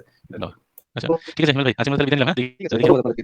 আদিল ভাই হ্যালো করছে ইয়ে থেকে, মঙ্গল গ্রহ থেকে দেখি চলে এসেছে। আদিল ভাই hello, Alfred delta hello, view copy Adil ভাই। আদিল ভাই, আপনি দেখছি আপনার মুখ বলেন। আপনি এটা কি করে জল ঢুকেছে বোধহয় বৃষ্টি। না, আমার মনে হচ্ছে না আমার ঠিক আছে। আমি তো আমার দিকটা দেখি তবে তো আমরা যেটা বলছিলাম ভাই, যে শেষ জীবনে এত কুকুর খেলার জন্য তো নিশ্চয়ই ম্যানিকে বিয়ের প্রস্তাব দেয়নি, তাই না? অবশ্যই না। বাসা বাসা লুডো খেলবে, কুকুর খেলবে, তারপরে গোলাচক খেলবে, মানে কুকুর খেলার জন্য এখন ম্যানিকে দরকার। এটা তো আমরা বলতে পারি না যে কুকুর খেলার জন্য। আচ্ছা, তাহলে আমরা একটা সেই ভিডিওটা থেকে দেখাচ্ছিলাম আসাবে রাসূলের জীবন কথা, এই ভিডিও থেকে একটু দেখি। এখানে দেখা যাচ্ছে এখানে লেখা, মক্কা বিজয়ের সময়কালে একদিন রাসূলুল্লাহ সাল্লাল্লাহু আলাইহি ওয়াসাল্লাম তার গৃহে যান। উম্মে হানি তাকে শরবত দিলে, তিনি কিছু পান করে উম্মে হানির দিকে এগিয়ে দেন। উম্মে হানি সেদিন নফল রোজা রেখেছিলেন, তিনি রোজা ভেঙে রাসূলুল্লাহ পানকৃত অবশিষ্ট শরবত পান করেন। দেখেন কি মহব্বত ভাই, মানে পুরো শাহরুখ খান আর কাজলের সিনেমা। ইস, তারপরে রাসূলুল্লাহ এভাবে রোজা ভাঙার কারণ জানতে চাইলে জবাব দেন, আমি আপনার মুখ লাগানো শরবত পানের সুযোগ ছেড়ে দিতে পারি না। মানে চিন্তা করেন যে মেয়েটা রোজা রাখছে, হ্যাঁ, রোজা রাখছে, এখন রাসূলুল্লাহ রোজা ভেঙে রাসূলুল্লাহ পানকৃত অবশিষ্ট শরবত পান করে। ও না, এই যে মানে উম্মে হানি বলতেছে যে রাসূল তার এভাবে রোজা ভাঙার কারণ জানতে চাইলে জবাব দেন, উম্মে হানি বলেন, আমি আপনার মুখ লাগানো শরবত পানের সুযোগ ছেড়ে দিতে পারি না। রাসূল তাকে খুব ভালোবাসতেন। একবার তিনি বলেন, উম্মে হানি, বকরি গ্রহণ করো, এই অত্যন্ত বরকতের জিনিস। উম্মে হানির স্বামী হুবাইরা কুফরির উপর অটল থাকে এবং সেই অবস্থায় মৃত্যুবরণ করে। আচ্ছা, এই জিনিসটা আমরা একটু পরে বিস্তারিত দেখব। উম্মে হানির স্বামী হুবাইরা কুফরির উপর অটল থাকে এবং সেই অবস্থায় মৃত্যুবরণ করেন। উম্মে হানি ইসলাম গ্রহণের পরে ইসলামের কারণে স্বামী স্ত্রীর মধ্যে বিচ্ছেদ ঘটে। অতঃপর রাসূল সাল্লাল্লাহু আলাইহি ওয়াসাল্লাম তাকে বিয়ের পয়গাম দেন। জবাবে আমি ভাই, এটা মোস্ট ইন্টারেস্টিং পার্ট।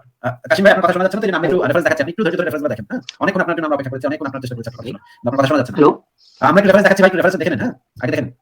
জবাবে উম্মে হানি বলেন, আল্লাহর কসম, আমি তো জাহিলি যুগে আপনাকে ভালোবাসতাম, এখন ইসলামী যুগে তো সে ভালোবাসা আরো গভীর হয়েছে। মানে দুজন কি ভালোবাসতো দেখেছেন নিশ্চয়ই যে রাসূল সাল্লাল্লাহু আলাইহি ওয়াসাল্লাম তাকে খুব ভালোবাসতেন। হ্যাঁ, এটা কিন্তু একটা আমি বলছি না, এটা কিন্তু গ্রন্থে লেখা আছে, বইতে লেখা আছে। আচ্ছা, এখন দেখি যে উম্মে হানির স্বামী ওই বেচারা আসলে ওই বেচারা কি হলো, বেচারা যে মানে বেচারাকে বাইরে রেখে যে মানে উম্মে হানির বাসায় যে নবী মুহাম্মদ যাতায়াত করতেন, ওই বেচারা কি হলো সেই জিনিসটা আমরা দেখি একটু। এই যে দেখেন উম্মে হানির স্বামী কি করছিল, এই বইতে লেখা আছে। দেখেন প্রথম থেকে পড়ি।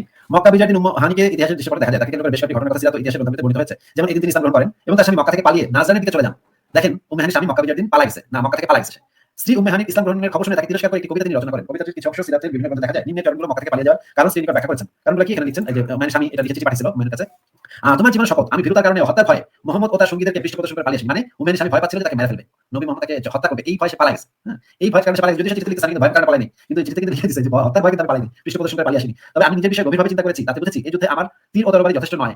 আমি আমার সিদ্ধান্তে অটল থেকেছি, কিন্তু যখন আমার অবস্থান সংকীর্ণ হওয়ার ভয় করছি তখন ফিরে এসে এবং যেমন বার্তা শাবকের কাছে ফিরে আসে। মানে হচ্ছে উম্মে স্বামী মুহাম্মদ যে মক্কা দখল করছে, এখন দেখেন ভাই, যদি এরকম হয় যে সেই রাতে ঘটনা যে উম্মে হানি স্বামী যদি সেদিন বাসাতেই থাকতো এবং উম্মে হানিও থাকতো, মুহাম্মদ থাকতো, তিনজন মিলেমিশে একসাথে থাকতেছে সেই রাতে বাসায়, তাহলে তো উম্মে হানির স্বামীর সাথে মুহাম্মদের খুব ভালো সম্পর্ক হওয়ার কথা। আচ্ছা, আমার কথা কি শোনা যাচ্ছে ভাই? হ্যাঁ জি ভাই, পরিষ্কার শোনা যাচ্ছে। আমি শুনতে পাচ্ছি খুব ভালো। কেন শোনা ইয়ে করেছেন না, শোনা যাচ্ছে ভালো। আচ্ছা, ঠিক আছে। তাহলে যদি উম্মে হানির স্বামীর সাথে মুহাম্মদের খুবই সুসম্পর্ক থেকে থাকতো, তাহলে তো উম্মে হানির স্বামী মক্কা বিজয়ের দিন তো সে খুশি হওয়ার কথা যে তার যে পরনের বন্ধু, তার যে দোস্ত, তার যে সম্পর্কের যে সে তো মক্কা দখল করছে, এখন তো মক্কা পুরা তারাই এখন শাসন করছে, তাই না? কিন্তু ঘটনা ঘটলো যে মক্কা বিজয় করলো মুহাম্মদ, আর উম্মে হানির স্বামী মক্কা থেকে ভয় জান হাতে নিয়ে পালায়। জান হাতে নিয়ে পালায় যাওয়ার মানে হচ্ছে নবী মুহাম্মদের সাথে সেই উম্মে হানির স্বামী সম্পর্ক ভালো ছিল না। এই কারণে সে ভয়টা পাইছে যে নবী মুহাম্মদ মক্কা দখল করলে আমার একটা ফেরা হবে, হ্যাঁ, এবং ফেরা ফেলে আমাকে একেবারে শেষ করে ফেলবে। এখন এই ভয়টা পাবে তখনই শুধুমাত্র যদি উম্মে হানি ওই রাতে মেরাজের রাতে উম্মে হানির স্বামী যদি বাইরে থাকে, উম্মে হানির স্বামী যদি ঘরে থেকে থাকতো, তাহলে তো বোঝাই যাবে যে তারা তো একদম মিল মুহাম্মদের ভিতরে মতনে থাকতেছে। তার মানে হচ্ছে উম্মে হানির সাথে মুহাম্মদের উম্মে হানির স্বামীর সাথে মুহাম্মদের সম্পর্কটা ছিল অত্যন্ত খারাপ, অত্যন্ত বাজে। এইটাই হচ্ছে এই আলোচনার মূল পয়েন্ট। হ্যাঁ ভাই, দেখি আমরা শুনতে পাচ্ছি নাকি? আদি ভাই শুনতে পাচ্ছেন কথা? হ্যাঁ ভাই, আমি শুনতে পাচ্ছি। আপনি আমার কথা শোনা যাচ্ছে? এখন কথা শোনা যাচ্ছে, বলুন। হ্যাঁ, ঠিক আছে। এতক্ষণ শুনলাম ভাই আপনাদের কথা, কিন্তু আমি যে পয়েন্টটাতে ছিলাম সেটা হচ্ছে যে আসিফ মহিউদ্দিন ভাইজান উনি একটা হাদিস পড়ছিলেন। ওই হাদিসের আমি যতটুকু হাদিস পড়েছি এই হাদিস সম্পর্কে, তো আপনাদের যে ইসলামিক ফাউন্ডেশন আছে সেই ইসলামিক ফাউন্ডেশনের সাথে এই হাদিসের অনেক জায়গায় কথার যে একটা দূরত্ব আছে, মানে ভাষার যে প্রকাশ, সেই জিনিসটা অনেকটা দূরত্বের মধ্যে আমি লক্ষ্য করেছি। কোন কারণ হাদিসের কথা বলছেন একটু বলেন তো, কোন হাদিসের কথা বলছেন? আপনি একটা হাদিস বলেছিলেন ওই আমাদেরকে সবার সামনে, সেটা ওই ইবনে কাসির থেকে, যে ওই কোনটা একটু স্পেসিফাই করেন, আমি সেটা ইংরেজিতে বের করে দেখাচ্ছি, বলেন। হ্যাঁ আপনি ওই বলেছিলেন তো ওই হাদিসটা বলেছিলেন যে কোনটা হাদিস নাম্বারটা বলেন, হাদিস নাম্বারটা বলেন। আমি পয়েন্টের মধ্যে ভুলে গেছিলাম। আপনি বলেছিলেন ওই ইবনে কাসির মতো উনি হচ্ছেন প্রথমে আসলেন। একবার বলছেন হাদিস, একবার বলছেন ইবনে কাসির। ভাই হ্যাঁ, ইবনে কাসির থেকে ইবনে কাসিরের অনুবাদটা আমাদের পড়ে শোনাচ্ছিলেন। আরে কথা শুনেন, হ্যাঁ, আরে কথা শুনেন, কথা শুনেন। একবার বলছেন ভাই হাদিস, একবার বলছেন ইবনে কাসির থেকে। হাদিস থেকে নাকি ইবনে কাসির থেকে? ইবনে কাসির তো হাদিস লেখেনি। না না, ভাই, পরে কিন্তু বললি ইবনে কাসিরের অনুবাদ থেকে। ইবনে কাসির অনুবাদ করছে কবে? হ্যাঁ হ্যাঁ, আমাদের ভাই, অনুবাদ ইবনে লেখা কাসির আছে। হাদিস লেখেনি। আপনি একবার বলেন হাদিস, হাদিস একটা হাদিস পড়ে শুনেছি নাকি আমি, সেই হাদিসটা ইয়াবলা ভিন্ন, এই ইসলামিক ফাউন্ডেশন থেকে ভিন্নভাবে আসে। আবার বলেন ইবনে কাসির থেকে। হাদিস থেকে নাকি ইবনে কাসিরটা হতে তাফসীর গ্রন্থ, এটা হাদিস গ্রন্থ না। আমি জানি, আমি বললাম যে আমি হাদিসটা বললাম, ইবনে কাসিরটা বললাম, মাথা আমার পুরোপুরি ঠিক আছে ভাইজান। তাহলে আপনি, আচ্ছা ঠিক আছে, তাহলে আপনি বলছেন ইবনে কাসির এটাও ভুল, হাদিসটাও ভুল নাকি? আমি হাদিসটাও ভুল বলি নাই, ওনারটা আমি বলেছি এখানে যিনি বাংলায় যিনি অনুবাদ করেছেন ওই লেখাটার মধ্যে ভুল আছে। আচ্ছা ঠিক আছে, তাহলে আমরা সেটা দেখব, আপনি চেক করে দেখব তো, অসুবিধা নেই। আপনি সেখান থেকে বাদ পাবেন না তো। এখানে আমাদের দেশে চাপাবাজি করে কেউ পায় না এখন পর্যন্ত। হ্যাঁ, অবশ্যই অবশ্যই। হ্যাঁ, সেটা আমরা দেখব। আপনাকে জিজ্ঞেস করেছি আমরা ইংরেজি বইটা বের করে ইংরেজি বইটা পড়বো। ইংরেজি যে অনুবাদটা আছে, ইংরেজি অনুবাদগুলো করে সবচাইতে প্রখ্যাত ব্যক্তিদেরকে দিয়ে, প্রখ্যাত অনুবাদকদের দিয়ে ইংরেজি অনুবাদটা করে, কারণ ইংরেজি অনুবাদটা আন্তর্জাতিকভাবে স্বীকৃত। সেই ইংরেজি অনুবাদটা আমরা দেখবো এবং সেটা দেখবো আমরা sunnah.com থেকে। ঠিক আছে, sunnah.com হচ্ছে সরাসরি সৌদি আরব দ্বারা পরিচালিত, সৌদি আরবে নিযুক্ত যে ব্যক্তিবর্গ আছে তারা যে অনুবাদটা করে সেই অনুবাদটা sunnah.com এ পাওয়া যায়। sunnah.com হচ্ছে একটা প্রসিদ্ধ হাদিসের ওয়েবসাইট যেটা সরাসরি সৌদি আরব থেকে চালানো হয়। আপনি কোন হাদিসের কথা বলছেন একটু আমাদেরকে হাদিস নাম্বারটা বলেন, তাহলে আমি সেই হাদিসটা sunnah.com থেকে বের করছি। বলেন কোনটা? আপনি ওই যে হাদিসটা উম্মে হানি রিওয়ায়াত করেছিলেন, যেটা যে আমি এই নামাজ পড়েছি, তারপরে নামাজের জন্য ফি দিয়েছি, তারপরে হাদিস না, এটা হাদিস না। এই তুমি হাদিস থেকে দেখেন। আমি আসলে অনেকবার কানেক্টিং থেকে আলাদা হয়ে গেছি, যার কারণে খেলা আসছে। আপনি আমাকে দেখেছেন না, হেলেন করে একবার যদি পারেন কষ্ট করে দেখাতে পারবেন। যাই হোক, আপনি একটু দেখালে ভালো হয়। আমি এখান থেকে চলে গেছিলাম তো অনেক ডিস্টার্ব হয়েছে, যার কারণে। আদি ভাই আপনার আপনি কিসে কানেক্ট করেছেন, মোবাইল থেকে? না না, আমি এখন ল্যাপটপ থেকে আছি। ল্যাপটপ থেকে ওইটা লেখাটা বের করি না, তাহলে আপনার সামনে থাকবে একটা বের করি লেখাটা, তাহলে আপনার দেখতে পাচ্ছেন?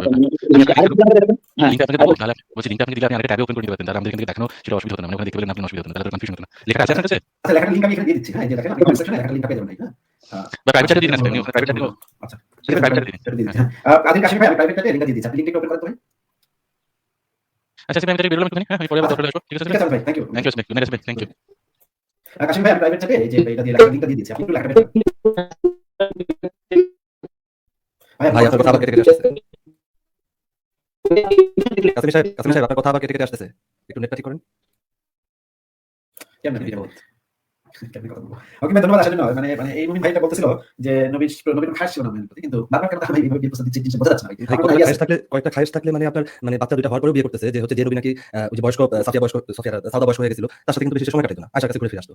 সেই লোক দুইটা বাচ্চার মাকে বিয়ে করতে চাইছে। কেন ইমাজিন, আমার তো মনে হয় নবীর জীবনে যদি কোনো সাচ্চা প্রেম থেকে থাকে, আমি বলতেছি না প্রেম করা খারাপ, কিন্তু মুমিনরা যেভাবে প্রেমকে খারাপ চোখে দেখেন, লোক নবীর এর চেয়ে কঠিন প্রেম কি হতে পারে। এবং দাদা হানিও তো পছন্দ করতে, যে হাদিস থেকে তো প্রমাণিত হলো। তো মুসলমান কি বলে ভাই?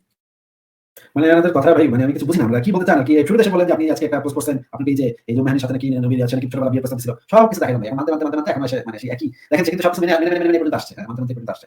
এখন এসে তখন থেকেই ভাই তারা বেচারা শুরু করছে। লাইক আমার সবচেয়ে বিরক্ত লাগছে এই জিনিসটা দেখে, যখন সে সম্মানের ব্যাপারটা টাকার সাথে মিলাই ফেলছে, যে নবীর তো টাকা নাই বা হচ্ছে স্কুলে যায় নাই, পড়ালেখা করে নাই, এগুলো সাথে সম্মান কিভাবে যায় আসে? তখন তো সবাই একই অবস্থায় ছিল, স্কুল তখন গন্ডায় ছিল না, যে সব জায়গায় স্কুল একাই করে নাই, চালানো হয়ে গেছে। তখন তো সিস্টেমটাই ছিল এরকম, নবী সেখানে নিজে স্পেশাল দাবি করছে, সেই জিনিসটা আবার দলিল দ্বারা অপ্রমাণিত, যে না সে তার আসলে সম্মান ছিল না, সেই জন্যই উম্মে হানির বিয়ের প্রস্তাবটা ডিনাই করে দিয়েছে। তারপরে উনি যে কথাটা পেঁচাইলো, আমার মনে হয় না যে উনি আসলে ডিগ্রি হতে পারে। আমি ডাউট। আমার যেটা মনে হয় নবী মোহাম্মদ ছেড়ে খায়, তারপর প্রেম ভাড়া করে দিয়ে গেছে। এক্স্যাক্টলি, মানে সে জীবনে একবার হজ করে মুসলমানদের সারা জীবন হজ ফরজ করে গেছে, জীবনে 3-4 বছর নামাজ পড়ে মুসলমানদের সারা জীবন নামাজ পড়ার বোঝা দিয়ে গেছে, তারপর এটাই করতে হয়। কাসিম সাহেব আসছে। আবার আসছে কাশ্মীর ভাই, আপনি এবার কথা বলতো শুনি। জি ভাই, শোনা যাচ্ছে ভাই আমার কথা? হ্যাঁ হ্যাঁ, এবার শোনা যাচ্ছে। হ্যাঁ ভাই, বলেন কথা। হ্যাঁ জি ভাই।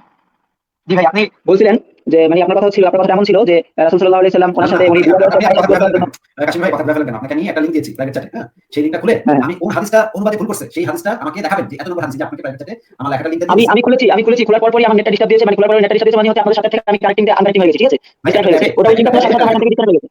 ভাই একটা আপনি ট্যাবে যদি কষ্ট করে আপনার এখানে শো করেন খুব ভালো হয়। না একটা আমি অনেক কিছু শো করেছি। একটা ট্যাবে আরেকটা লেখা ওপেন করলে কোনদিন ইন্টারনেট কানেকশন দুর্বল হয়ে যেতে পারে না। ইন্টারনেট কানেকশন দুর্বল হয়নি, আপনাদের এখান থেকে কেটে গিয়েছে। আপনাদের এখান থেকে কেটে গেছে। আমার মাত্রই আপনাদের এখান থেকে কেটে গেছে। এই মুহূর্তে 15টা ট্যাবে 15টা লেখা ওপেন করা আছে। হ্যাঁ? আসিফ ভাই উনি একটু টেকনিক্যালি চ্যালেঞ্জ, আমার যেটা মনে হচ্ছে ভাই আপনি লিংকটা ওপেন করবেন, কপি করে নিয়ে আমি একটু সম্পর্ক জানি অনলাইন তারপরে আচ্ছা জানি। ভাই আমি বলতেছি শুনুন, প্রাইভেট চ্যাটে যে লিংকটা দেওয়া আছে লিংকটাকে আপনি কপি করবেন, হ্যাঁ? আপনি তো নিশ্চয়ই গুগল ক্রোমে আছেন তাই না? হ্যাঁ। গুগল ক্রোমে আছেন না? হ্যাঁ, অবশ্যই। হচ্ছে ওই লেখাটা আলাদা একটা ট্যাব করবেন। ট্যাব কিভাবে খুলে জানেন তো? যে উপরে প্লাস চিহ্ন দেওয়া থাকে না? ওখানে আলাদা একটা ট্যাব করবেন। প্লাস চিহ্ন দিয়ে ট্যাব খুলে ওই লিংকটা কপি পেস্ট করবেন। তাহলে ভাই এখান থেকে যাবেন। আপনি সরাসরি ক্লিক করছেন তো ক্রোমের এটা একটা সিস্টেম যে সরাসরি ক্লিক করলে এই কারেন্ট ট্যাবটা ওই লিংকটা ওপেন হয়ে যাবে, বুঝছেন? আপনি এটা কপি করেন, কপি করে পাশের ট্যাবে ওপেন করেন। লিংকটা চলে গিয়েছে ভাই, আরেকবার দিলে ভালো। আমি আবার দিয়ে দিচ্ছি। হ্যাঁ, লিংকটা দিয়ে দিচ্ছি। কপি। হ্যাঁ, পুরোটা কপি করছেন? হ্যাঁ, কপি করা হয়েছে। হ্যাঁ, পাশের একটা ট্যাব খুলেন। দেখ এখন তো কোনো ঝামেলা হবে না। এক্স্যাক্টলি, ঝামেলা হবে না। এখন ওই ট্যাবটা থেকে যে লেখাটা পাইছেন, লেখার টাইটেলটা কি? হ্যাঁ, আমি লেখাটা বের করছি, এই লিংকেই লেখাটা আলাদা করে বের করতে হবে না, এই লিংকেই। লেখার টাইটেলটা কি? হ্যাঁ, এখানে হচ্ছে লেখার টাইটেলটা এটা হচ্ছে উম্মে হানি বিনত আবি তালিব রাদিয়াল্লাহু আনহা, এখান থেকে আসছে, ঠিক আছে? মানে এখান থেকে আমার কোন জায়গায় পয়েন্ট দেখানো হয়েছিল? আচ্ছা, আপনি তাহলে স্ক্রল করে নিচে যান, দেখবেন হ্যাঁ, নিচে যাচ্ছি, আমি নিচে যাচ্ছি। আপনার যে রেফারেন্সটাই সমস্যা, যে হাদিসটাই সমস্যা, সেই হাদিসটা গিয়ে আমাদের বলেন। বলতে হয় সেরকম ছিলেন, যেটা এটা পেলাম। তারপর হচ্ছে আমার ঠিক আছে সালাম, তিনি আমার শেখ ছিলেন, তিনি সত্য কথা বলেনটাও পেলাম। তিনি কোন সালাম ছিলেন। পাইছেন ভাই? মানে আপনার একটা হাদিসে ভুল আছে, সেটা তো আপনার চোখে ভাষার কথা। আমাদের ভাষণ করে এর থেকে তাহলে এটা তো দেখলাম বাকি। আচ্ছা ভাই, এখানে একটা ভুল হয়েছে। সেই ভুলটা হচ্ছে যে আসিফ ভাই বলার ক্ষেত্রে একটু ভুল করেছিলেন, সেই ভুলটা হয়েছে হয়তো। হ্যাঁ, সেই ভুলটা হয়েছে। হ্যাঁ, সেই ভুলটা হয়েছে। লেখার ভুলটা তো আমি আগে ধরেছি, আমাদের স্যারটা বলেছিল, দেখো। হ্যাঁ, এই জায়গাটা এখানে হচ্ছে রাসূলুল্লাহ সাল্লাল্লাহু আলাইহি ওয়াসাল্লাম এর ইসলাম সম্পর্কে উম্মে হানি রাদিয়াল্লাহু আনহা এর বর্ণনা। হ্যাঁ, এই জায়গাটা এখানে হচ্ছে যে সেই হাদিস নাম্বারটা একটু দেন। কোন হাদিসটাতে ভুল অনুবাদ করা হয়েছে সেই হাদিস নাম্বারটা একটু দেন। এখানে হাদিস নাম্বার উল্লেখ নেই, এখানে ডাইরেক্টলি লেখা আছে যে হাদিস মুহাম্মদ। আপনি যে আপনি একটু আগে বলেন না ইবনে কাসিরের তাফসিরে ভুল অনুবাদ করা আছে, হাদিসে ভুল অনুবাদ ইসলামিক ফাউন্ডেশন ভুল অনুবাদ করেছে।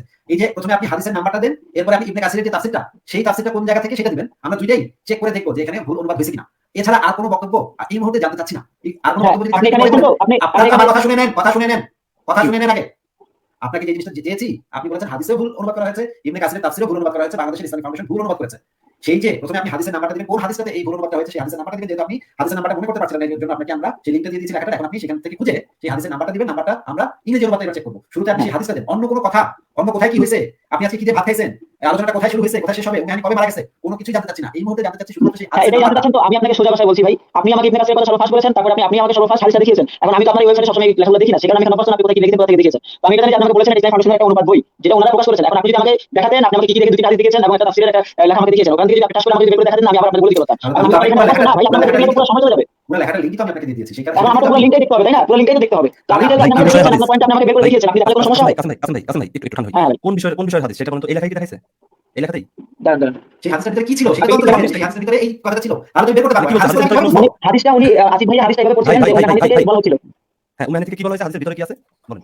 উম্মে হানি থেকে বলা হচ্ছিল যে আমরা এই মক্কা বিজয় হওয়ার পর আমরা আসলাম এবং একসাথে বসলাম, এরকম একটা বিষয় ছিল আর কি। ওই যে শরবত খাইছে, ওইটা? হ্যাঁ, ওই বিষয়টা। এইটা ওটা এইটা যদি বলতেন তাহলে আমি বের করতে পারতাম। দেখেন কতখানি সময় নষ্ট করলেন। ভাই আপনারা তো অনলাইন সবকিছু ঘাটেন, আমরা এত ঘাটি না। আর আমি ওভাবে স্কলার না, আমি জাস্ট ওই লেখাটা আমি দেখেছি যে আপনার ওই লেখাটা অনেক ভুল আছে এবং আপনি এটা খুব অন্য জায়গা থেকে বলেছেন, ঠিক আছে? তার কারণে আবার দাবি করতেছেন আপনি। দেখেন কত বড় মানে আপনারা কত বড় মানে ফালতু, কত থার্ড ক্লাস। এতক্ষণ ধরে দেখালাম আপনাকে প্রত্যেকটা হাদিস, প্রত্যেকটা জিনিস দেখাইলাম। আপনি এখন পর্যন্ত একটা ভুল, একটা কিছু বের করে দেখাতে পারলেন না। আপনি শুরু থেকে জানা গেলেন না, আপনি আমাকে একটা জিনিস ক্লিয়ার করতে পারলেন না যে ওই রাতে রাসূল সাল্লাল্লাহু আলাইহি ওখানে আমি ক্লিয়ার করে ফেলছি, জনগণ শুনে ফেলছে। আমার আপনাকে বুঝে না বুঝলে হবে, জনগণকে বুঝেনি। ভাই আপনি কি একটা লাইন খেয়াল করেন না? জাসিফ ভাই যখন একটা লেখায় দেখাইলো, একদম লাস্টের লাইনটা যে ফজরের সামান্য আগে তিনি আমাদের জাগালেন, এরপর আমরা সকলে তার সঙ্গে ফজরের সালাত আদায় করলাম। কার সঙ্গে আদায় করছে ভাই ফজরের সালাত? হ্যাঁ ভাই, আমি তো ওটাই ভুলটা ধরলাম। ভাই যে হাদিসটা আপনি বললেন যে হাদিসটা নাকি ইসলামিক ফাউন্ডেশন নাকি ভুল অনুবাদ করছে। তাহলে প্রথমে আমরা সেই হাদিসটা একটু করব, ইসলামিক ফাউন্ডেশন অনুবাদ করব, বাংলাদেশ থেকে অনুবাদ করব, এরপর সরাসরি সৌদি আরবের অনুবাদ। সৌদি আরবের যে ইংরেজি অনুবাদটা, সৌদি আরব থেকে সরকার থেকে নির্ধারিত যে ইংরেজি অনুবাদ সেটা করব। প্রথমে আমরা দেখব হচ্ছে সংসদক্রমে বাংলাদেশের ইসলামিক ফাউন্ডেশন এবং অন্যান্য প্রকাশন থেকে যে অনুবাদ দেখানো হয়েছে সেটা দেখতেছি আমরা। এটা হচ্ছে সুনান আবু দাউদ শরীফ তাহকিকৃত। এটা বর্ণনাকারী হচ্ছে উম্মে হানি, 2456 নম্বর হাদিস। উম্মে হানি সূত্রে বর্ণিত। মক্কা বিজয়ীর ফাতিমা এসে রাসূলুল্লাহ সাল্লাল্লাহু আলাইহি ওয়াসাল্লামের বাম পাশে বসলেন আর উম্মে হানি বসলেন তার ডান পাশে। বর্ণনাকারী বলেন এক দাসী এক পাত্র পানীয় এনে তাকে দিলে তিনি তা থেকে কিছু পান করার পরে উম্মে হানির দিকে পাত্রটি এগিয়ে দিলেন এবং তা থেকে তিনি তা পান করলেন। এই হচ্ছে হাদিসের মূল বক্তব্য। তো আমাদের কারি কাশিমি ভাই বলেছেন যে এই হাদিসের মধ্যে নাকি বাংলাদেশের অনুবাদে নাকি ভুল আছে, সেটা আমরা একটু চেক করব। কাশিমি ভাই ঠিক আছে? ভাই এখানে ভুল বলতে আপনার ভুল আছে। না আমার ভুল নিয়ে কথা হচ্ছে না। আপনি বলেছেন যে ইসলামিক ফাউন্ডেশন এখানে ভুল অনুবাদ করেছে। ইসলামিক ফাউন্ডেশনের যে ভুলটা আমি করেছি সেটা হচ্ছে নামাজের বিষয় এসে আমি উল্লেখ করা হয়েছে। আমি প্রথমেই বলেছি, ফার্স্টে বলেছি।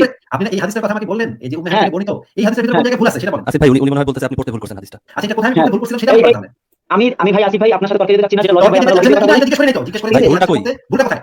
ভুলটা ইসলামিক ফাউন্ডেশনের লেখকের যেখানে ভুল হয়েছে সেটা হচ্ছে আপনি যেখানে আমাকে পড়ে শুনিয়েছিলেন যে এশা এবং ফজরের সালাত আদায় করে এই হাদিসে যখন সেখানে মুসলমানই ছিলেন না, একটা যখন ব্যাকল সেখানে তিনি মুসলমানই ছিলেন না, তখন তিনি সেখানে ফজর এবং এশা কিভাবে বললেন? এই লোক ব্যাকল নাকি? এই হাদিসে ভুলটা কোথায়? এই হাদিসে ভুলটা কোথায়? আপনি এখন যেটা দেখাচ্ছেন আমাকে 2456, এটা কি কোনো ভুল আছে? আমাকে এই এটা কি হাদিসটা কোনো ভুল বের আছে? করতে বললেন না?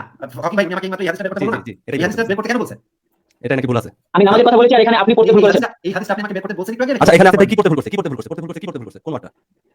এখানে হচ্ছে আসিফ ভাই, হ্যাঁ আমি বলছি, এখানে হচ্ছে আসিফ ভাই যখন এই হাদিসটা পড়ছিলেন তখন এই হাদিস পড়ার পরে উনি আমাকে এটা বলেছিলেন, আপনারা যদি লাইভটা রেকর্ড থাকে আপনারা জেনেও দিতে পারেন হয়তো, উনি এটা বলেছিলেন যে উনি অতঃপর যখন এখানে এসে বসে মক্কা বিজয় হলো তারপরে হচ্ছে উনি ওনাকে ডাইরেক্টলি বিয়ের প্রস্তাব দিয়েছে, কিন্তু এখানে এই হাদিসটা সম্পূর্ণ না, সম্পূর্ণ হয় নাই। এই এই হাদিসে তো তাই নাই ভাই।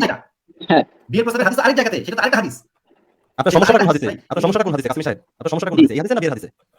উনি আমার কথা হচ্ছে আপনারা কোন হাদিসে আমি সমস্যা ভাই? আলোচনা করছি না, কোন সমস্যাটা সমস্যা? কোথায়? সমস্যাটা কোন হাদিসে সেটা বলেন। সমস্যাটা কোন হাদিসে? সেটাই তো আমি বলছি, আপনি আমার কথা বুঝেন। এই হাদিসটা হচ্ছে বিয়ের প্রস্তাবের হাদিস। এখানে সহিহ মুসলিম হাদিস একাডেমি থেকে প্রকাশিত 6353 নম্বর হাদিস। এখানে বলা ভাই হচ্ছে আপনি বিয়ের প্রস্তাবের হাদিস আমাকে দেখানি নাই তো, আমি বিয়ের প্রস্তাবের হাদিস কেন যাচ্ছি? আপনি যখন আমাকে ওই 2400 এই কত 56 নম্বর কত টাকা কত নম্বর হাদিস আমাকে দেখালেন, হাদিসটা দেখাচ্ছিল তখন আপনি বিয়ের প্রস্তাবের কথা বলেন কেন? তখন আপনি এটা পরে বিয়ের প্রস্তাবের কথা বলেছেন এবং ভাইয়ের সাথে কথা বলেছেন, তখন আমি আপনাকে ভাইয়ের সাথে কথা বলেছি। সেটা হাদিসের কথা বলিনি, সেটা আরেক হাদিসের ভিতরে বলেছি। দেখান আমাকে কোনটা বলেছেন। সেটা দেখেন মাত্র। এই যে ভাই, তুমি যেটা বলছিলে? এই হাদিসটাই। দেখছেন এই মাত্র দেখালাম না সেই ভাই, হাদিস। আপনার সমস্যাটা আসলে কোন হাদিসে? আমি এটা আসলে বের বুঝতে করলাম। পারছি না। উনি এটা বের করলে ওইটা বের করলে এরকম কেন ভাই? আপনার এটাও সমস্যাটা জানা, কোন আমার হাদিসে? কথাটা শুনেন, আমার কথাটা একটু শুনেন, আমি ভুল বললে শুনেন ভাই। চুপ করে থাকেন, আমরা দেখাচ্ছি, চুপ করে থাকেন। এটা হচ্ছে সহিহ মুসলিম হাদিস একাডেমি থেকে প্রকাশিত 6353 নম্বর হাদিস। এই হাদিসে বলা হচ্ছে আবু হুরায়রা থেকে বর্ণিত, তিনি বলেন রাসূলুল্লাহ সাল্লাল্লাহু আলাইহি ওয়াসাল্লাম আবু তালিবের কন্যা উম্মে হানির কাছে বিয়ের প্রস্তাব দিলেন। তখন তিনি বললেন, মানে উম্মে হানি বললেন, হে আল্লাহর রাসূল, আমি তো বার্ধক্যে পৌঁছে গেছি এবং আমার সন্তানাদিও রয়েছে। এটা হচ্ছে হাদিস একাডেমি থেকে প্রকাশিত যে হাদিস, সেটা আর যদি ইসলামিক ফাউন্ডেশন থেকে পড়ি, ইসলামিক ফাউন্ডেশন থেকে প্রকাশিত যে হাদিস, তাহলে হাদিস নাম্বারটা হবে 6229 নম্বর হাদিস। এখানে একই কথা বলা, আবু হুরায়রা থেকে বর্ণিত, নবী সাল্লাল্লাহু আলাইহি ওয়াসাল্লাম আবু তালিবের কন্যা উম্মে হানিকে বিবাহের পয়গাম পাঠালেন। তখন তিনি বললেন, মানে উম্মে হানি বললেন, ইয়া রাসূলুল্লাহ, আমি তো বার্ধক্যে পরিণত হয়েছি এবং আমার সন্ততি আছে। এই হাদিস দুইটা হচ্ছে, আর কথা বলবেন না, চুপ করে শুনেন, কথা মাঝখানে কথা বলবেন না। এই হাদিস দুইটাতে দেখা যাচ্ছে যে মক্কা বিজয়ের পরে বা বৃদ্ধ অবস্থায়, বয়স্ক অবস্থাতেও নবী মুহাম্মদ আবারও উম্মে হানিকে বিয়ের প্রস্তাব দিয়েছিলেন। এই দুইটা হাদিসের সমস্যা নাকি? আরেকটা হাদিস দেখেছি, সেই হাদিস হ্যাঁ, এই হাদিসটাই ভাই, আরেকটা জানা, এই হাদিসটাই এখানে আপনি ব্যাখ্যা করতে গিয়ে বলছেন, মানে আপনি যখন এটাকে আমাকে বুঝিয়ে বলে দিয়েছিলেন, চুপ করে থাকেন, আমি আরেকটা হাদিস দেখাইনি তারপর কথা বলবেন। একজন চুপ করে থাকেন, আরেকটা হাদিস দেখাইনি তারপর কথা বলবেন। এই আরেকটা হাদিস দেখেছি, সেই হাদিসের ভিতরে আমি দেখেছি সুনান আবু দাউদ শরীফের হাদিস।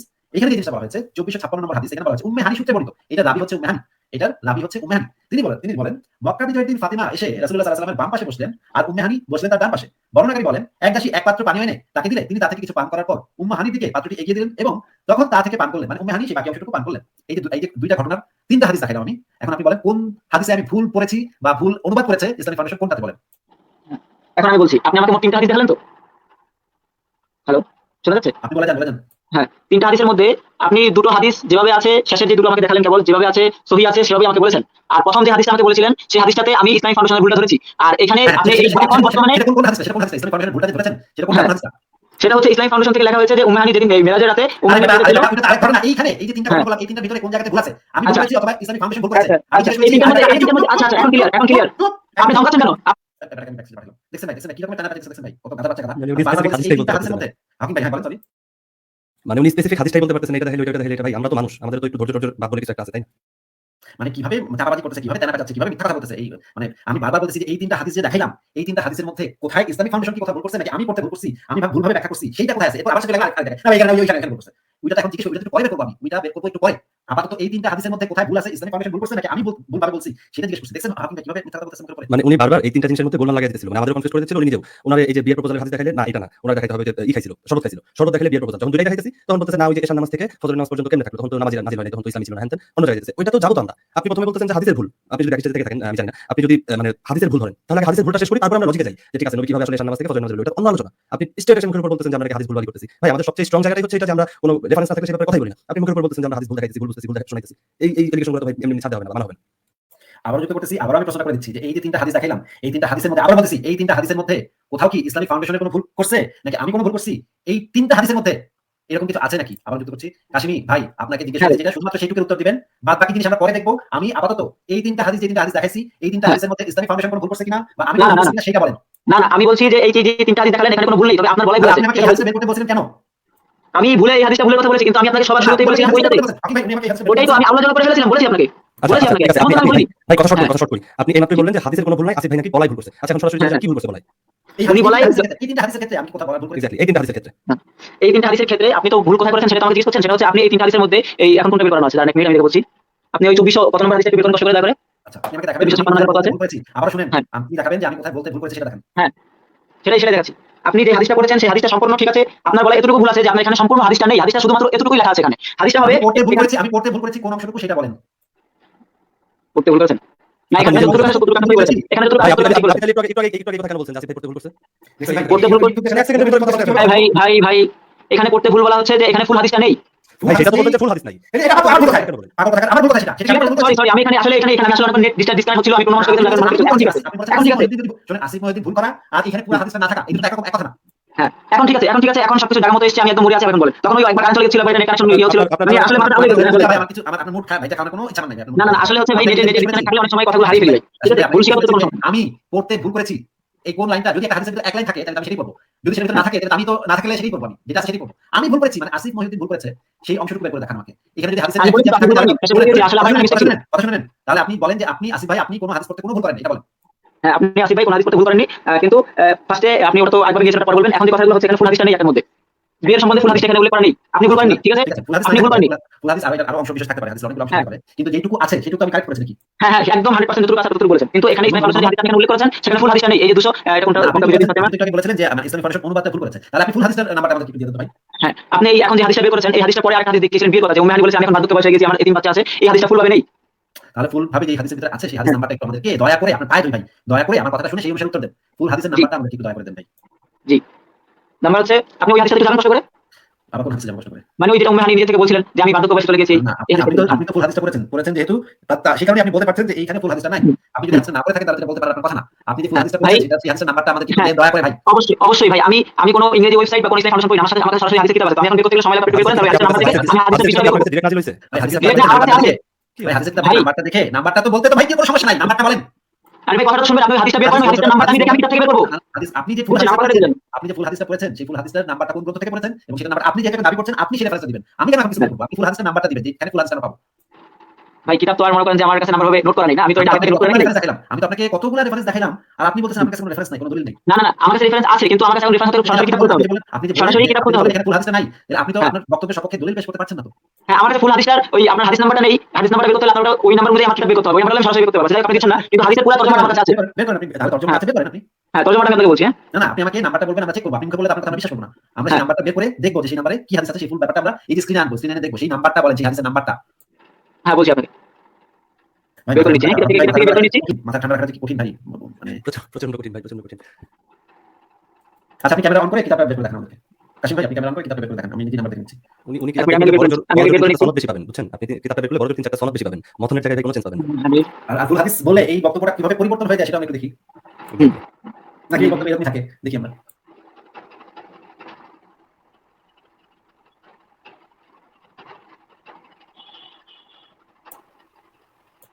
কাশিম ভাই কতক্ষণ লাগবে আপনার বের করতে? জি ভাই বের করছি, আপনি আমাকে হেল্প করলেন না, এখন আমার বের করতে হবে। আচ্ছা কি হেল্প দরকার বলেন? না না পরে নিয়ে লাগবে না, আমি হাদিস নাম্বারটা স্ক্রিনে ঝুলাই রাখছি, বের করতে আপনি আমাকে হেল্প করলেন, হাদিস নাম্বারটা স্ক্রিনে ঝুলাই রাখছি ততক্ষণ ধরে। এরপর যদি বলেন নাম্বারটা না দিয়ে আমাকে এটা না মনে হয় আছে ভাই, যে ইশাটা বাদকে পৌঁছে গেছে, ওইটা বুড়া বয়সে যে বিয়ে করতে চাইছে, ওইটা হচ্ছে আপনার সহিহ মুসলিম হাদিস একাডেমি। হ্যাঁ 6353 নম্বর হাদিস, বাইর করেন ভাই, তাও পুরো আপনারা। হ্যাঁ আচ্ছা নাস্তিকরা আমি সত্য করে হাদিসের অর্ধেক অংশ লুকিয়ে রেখেছি ভাই আমি।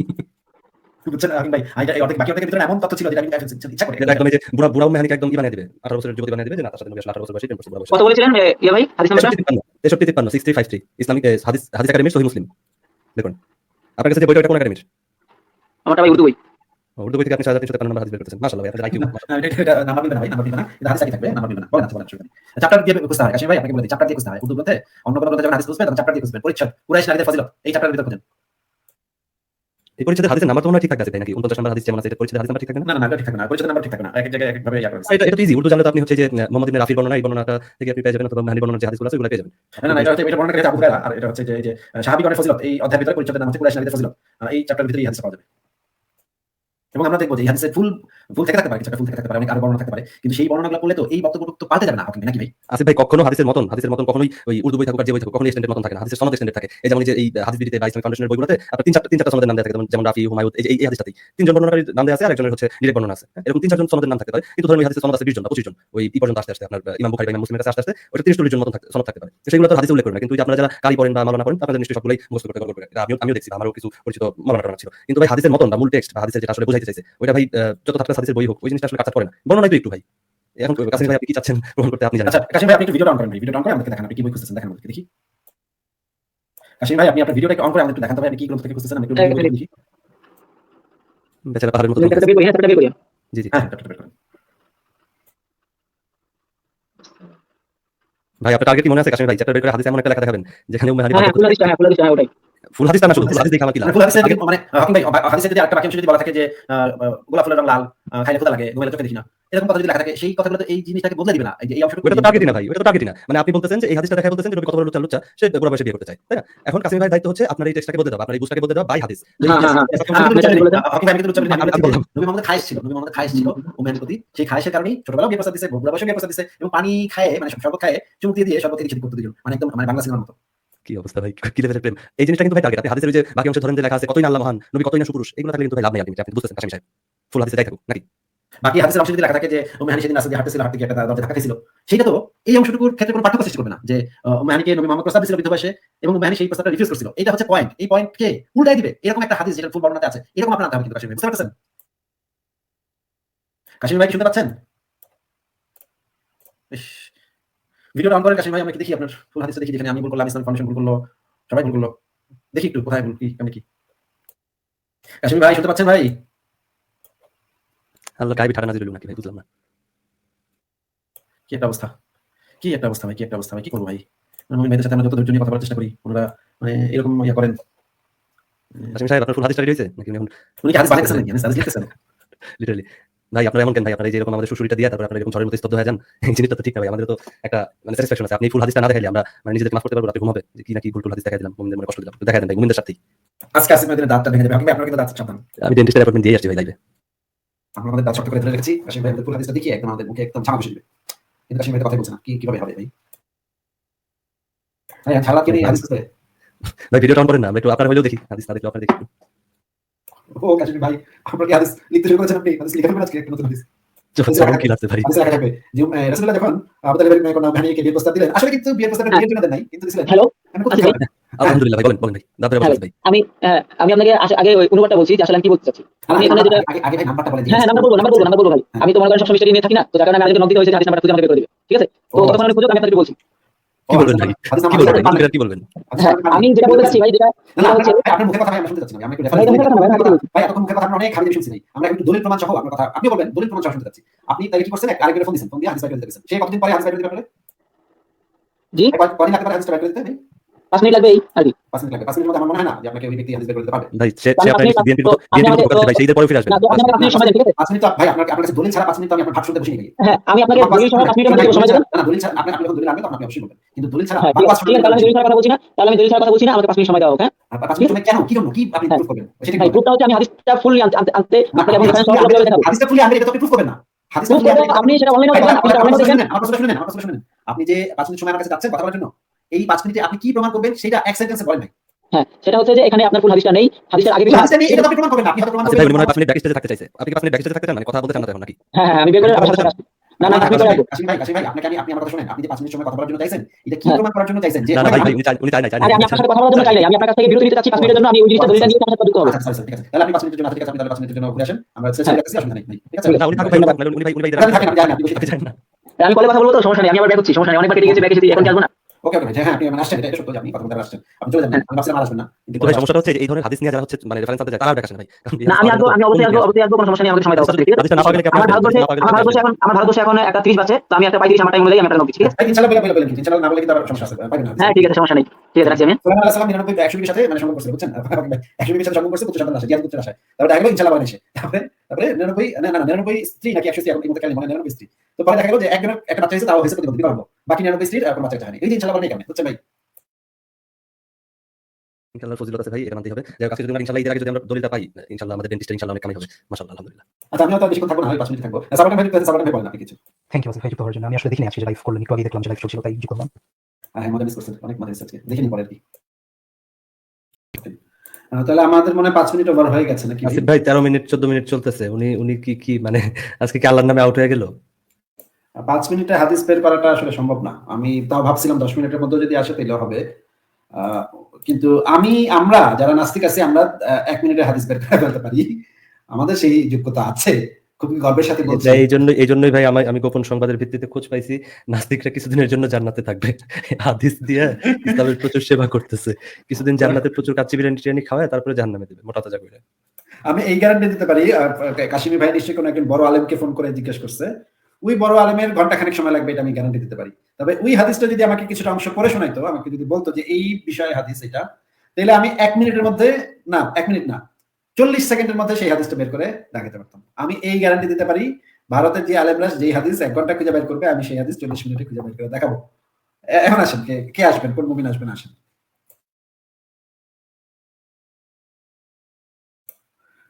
না তাহলে আজকে লাইভটা শেষ করে দিই। হকিং ভাই, সাবলটন ভাই, আজকে লাইভটা শেষ করে দিই। হ্যাঁ ভাই, দিতে পারেন, শেষ করে দিতে পারেন। মুমিন আর আজকে আসবে না, ঈদের আগেও আসবে না, যেমন হয় বিএনপির মতো। হ্যাঁ, এই হাদিসটা খুঁজতে মনে হয় মাসখানেক লেগে যেতে পারে, তখন কি হবে? হ্যাঁ সাবলটন ভাই কিছু বলছিলেন বোধহয়। না, আমি বলতাম যে যদি শেষ করে দিতে চান তাহলে শেষ করে দিতে পারেন আর কি। ব্যাক স্টেজে কেউ যদি কথা বলার না থাকে তাহলে শেষ করে দিতে পারেন। অনেকে আছে কিন্তু আর যুক্ত করবো না ভাই, এই যে কোথায় গেল কেউ। ওকে আসিফ ভাই, তাহলে শেষ করে দিতে পারেন। তাহলে আজকে শেষ করে দিই। আরেকদিন আপনারা যারা আজকে যুক্ত হতে পারলেন না, তারা আরেকদিন যুক্ত হবেন, আরেকদিন ট্রাই করবেন, আরেকদিন নিশ্চয়ই যুক্ত করব। আজকের মতো এখানেই শেষ। ওনাকে আমরা 5 মিনিট না, অনেক মিনিটই সময় দিয়েছিলাম, 15 মিনিট সময় দিয়েছিলাম, কিন্তু 15 মিনিটে উনি ফেরত আসেন নাই। তাহলে আজকে লাইভটা এখানে শেষ করে দিচ্ছি। ভালো থাকবেন সবাই, সবার জন্য শুভকামনা এবং শুভরাত্রি।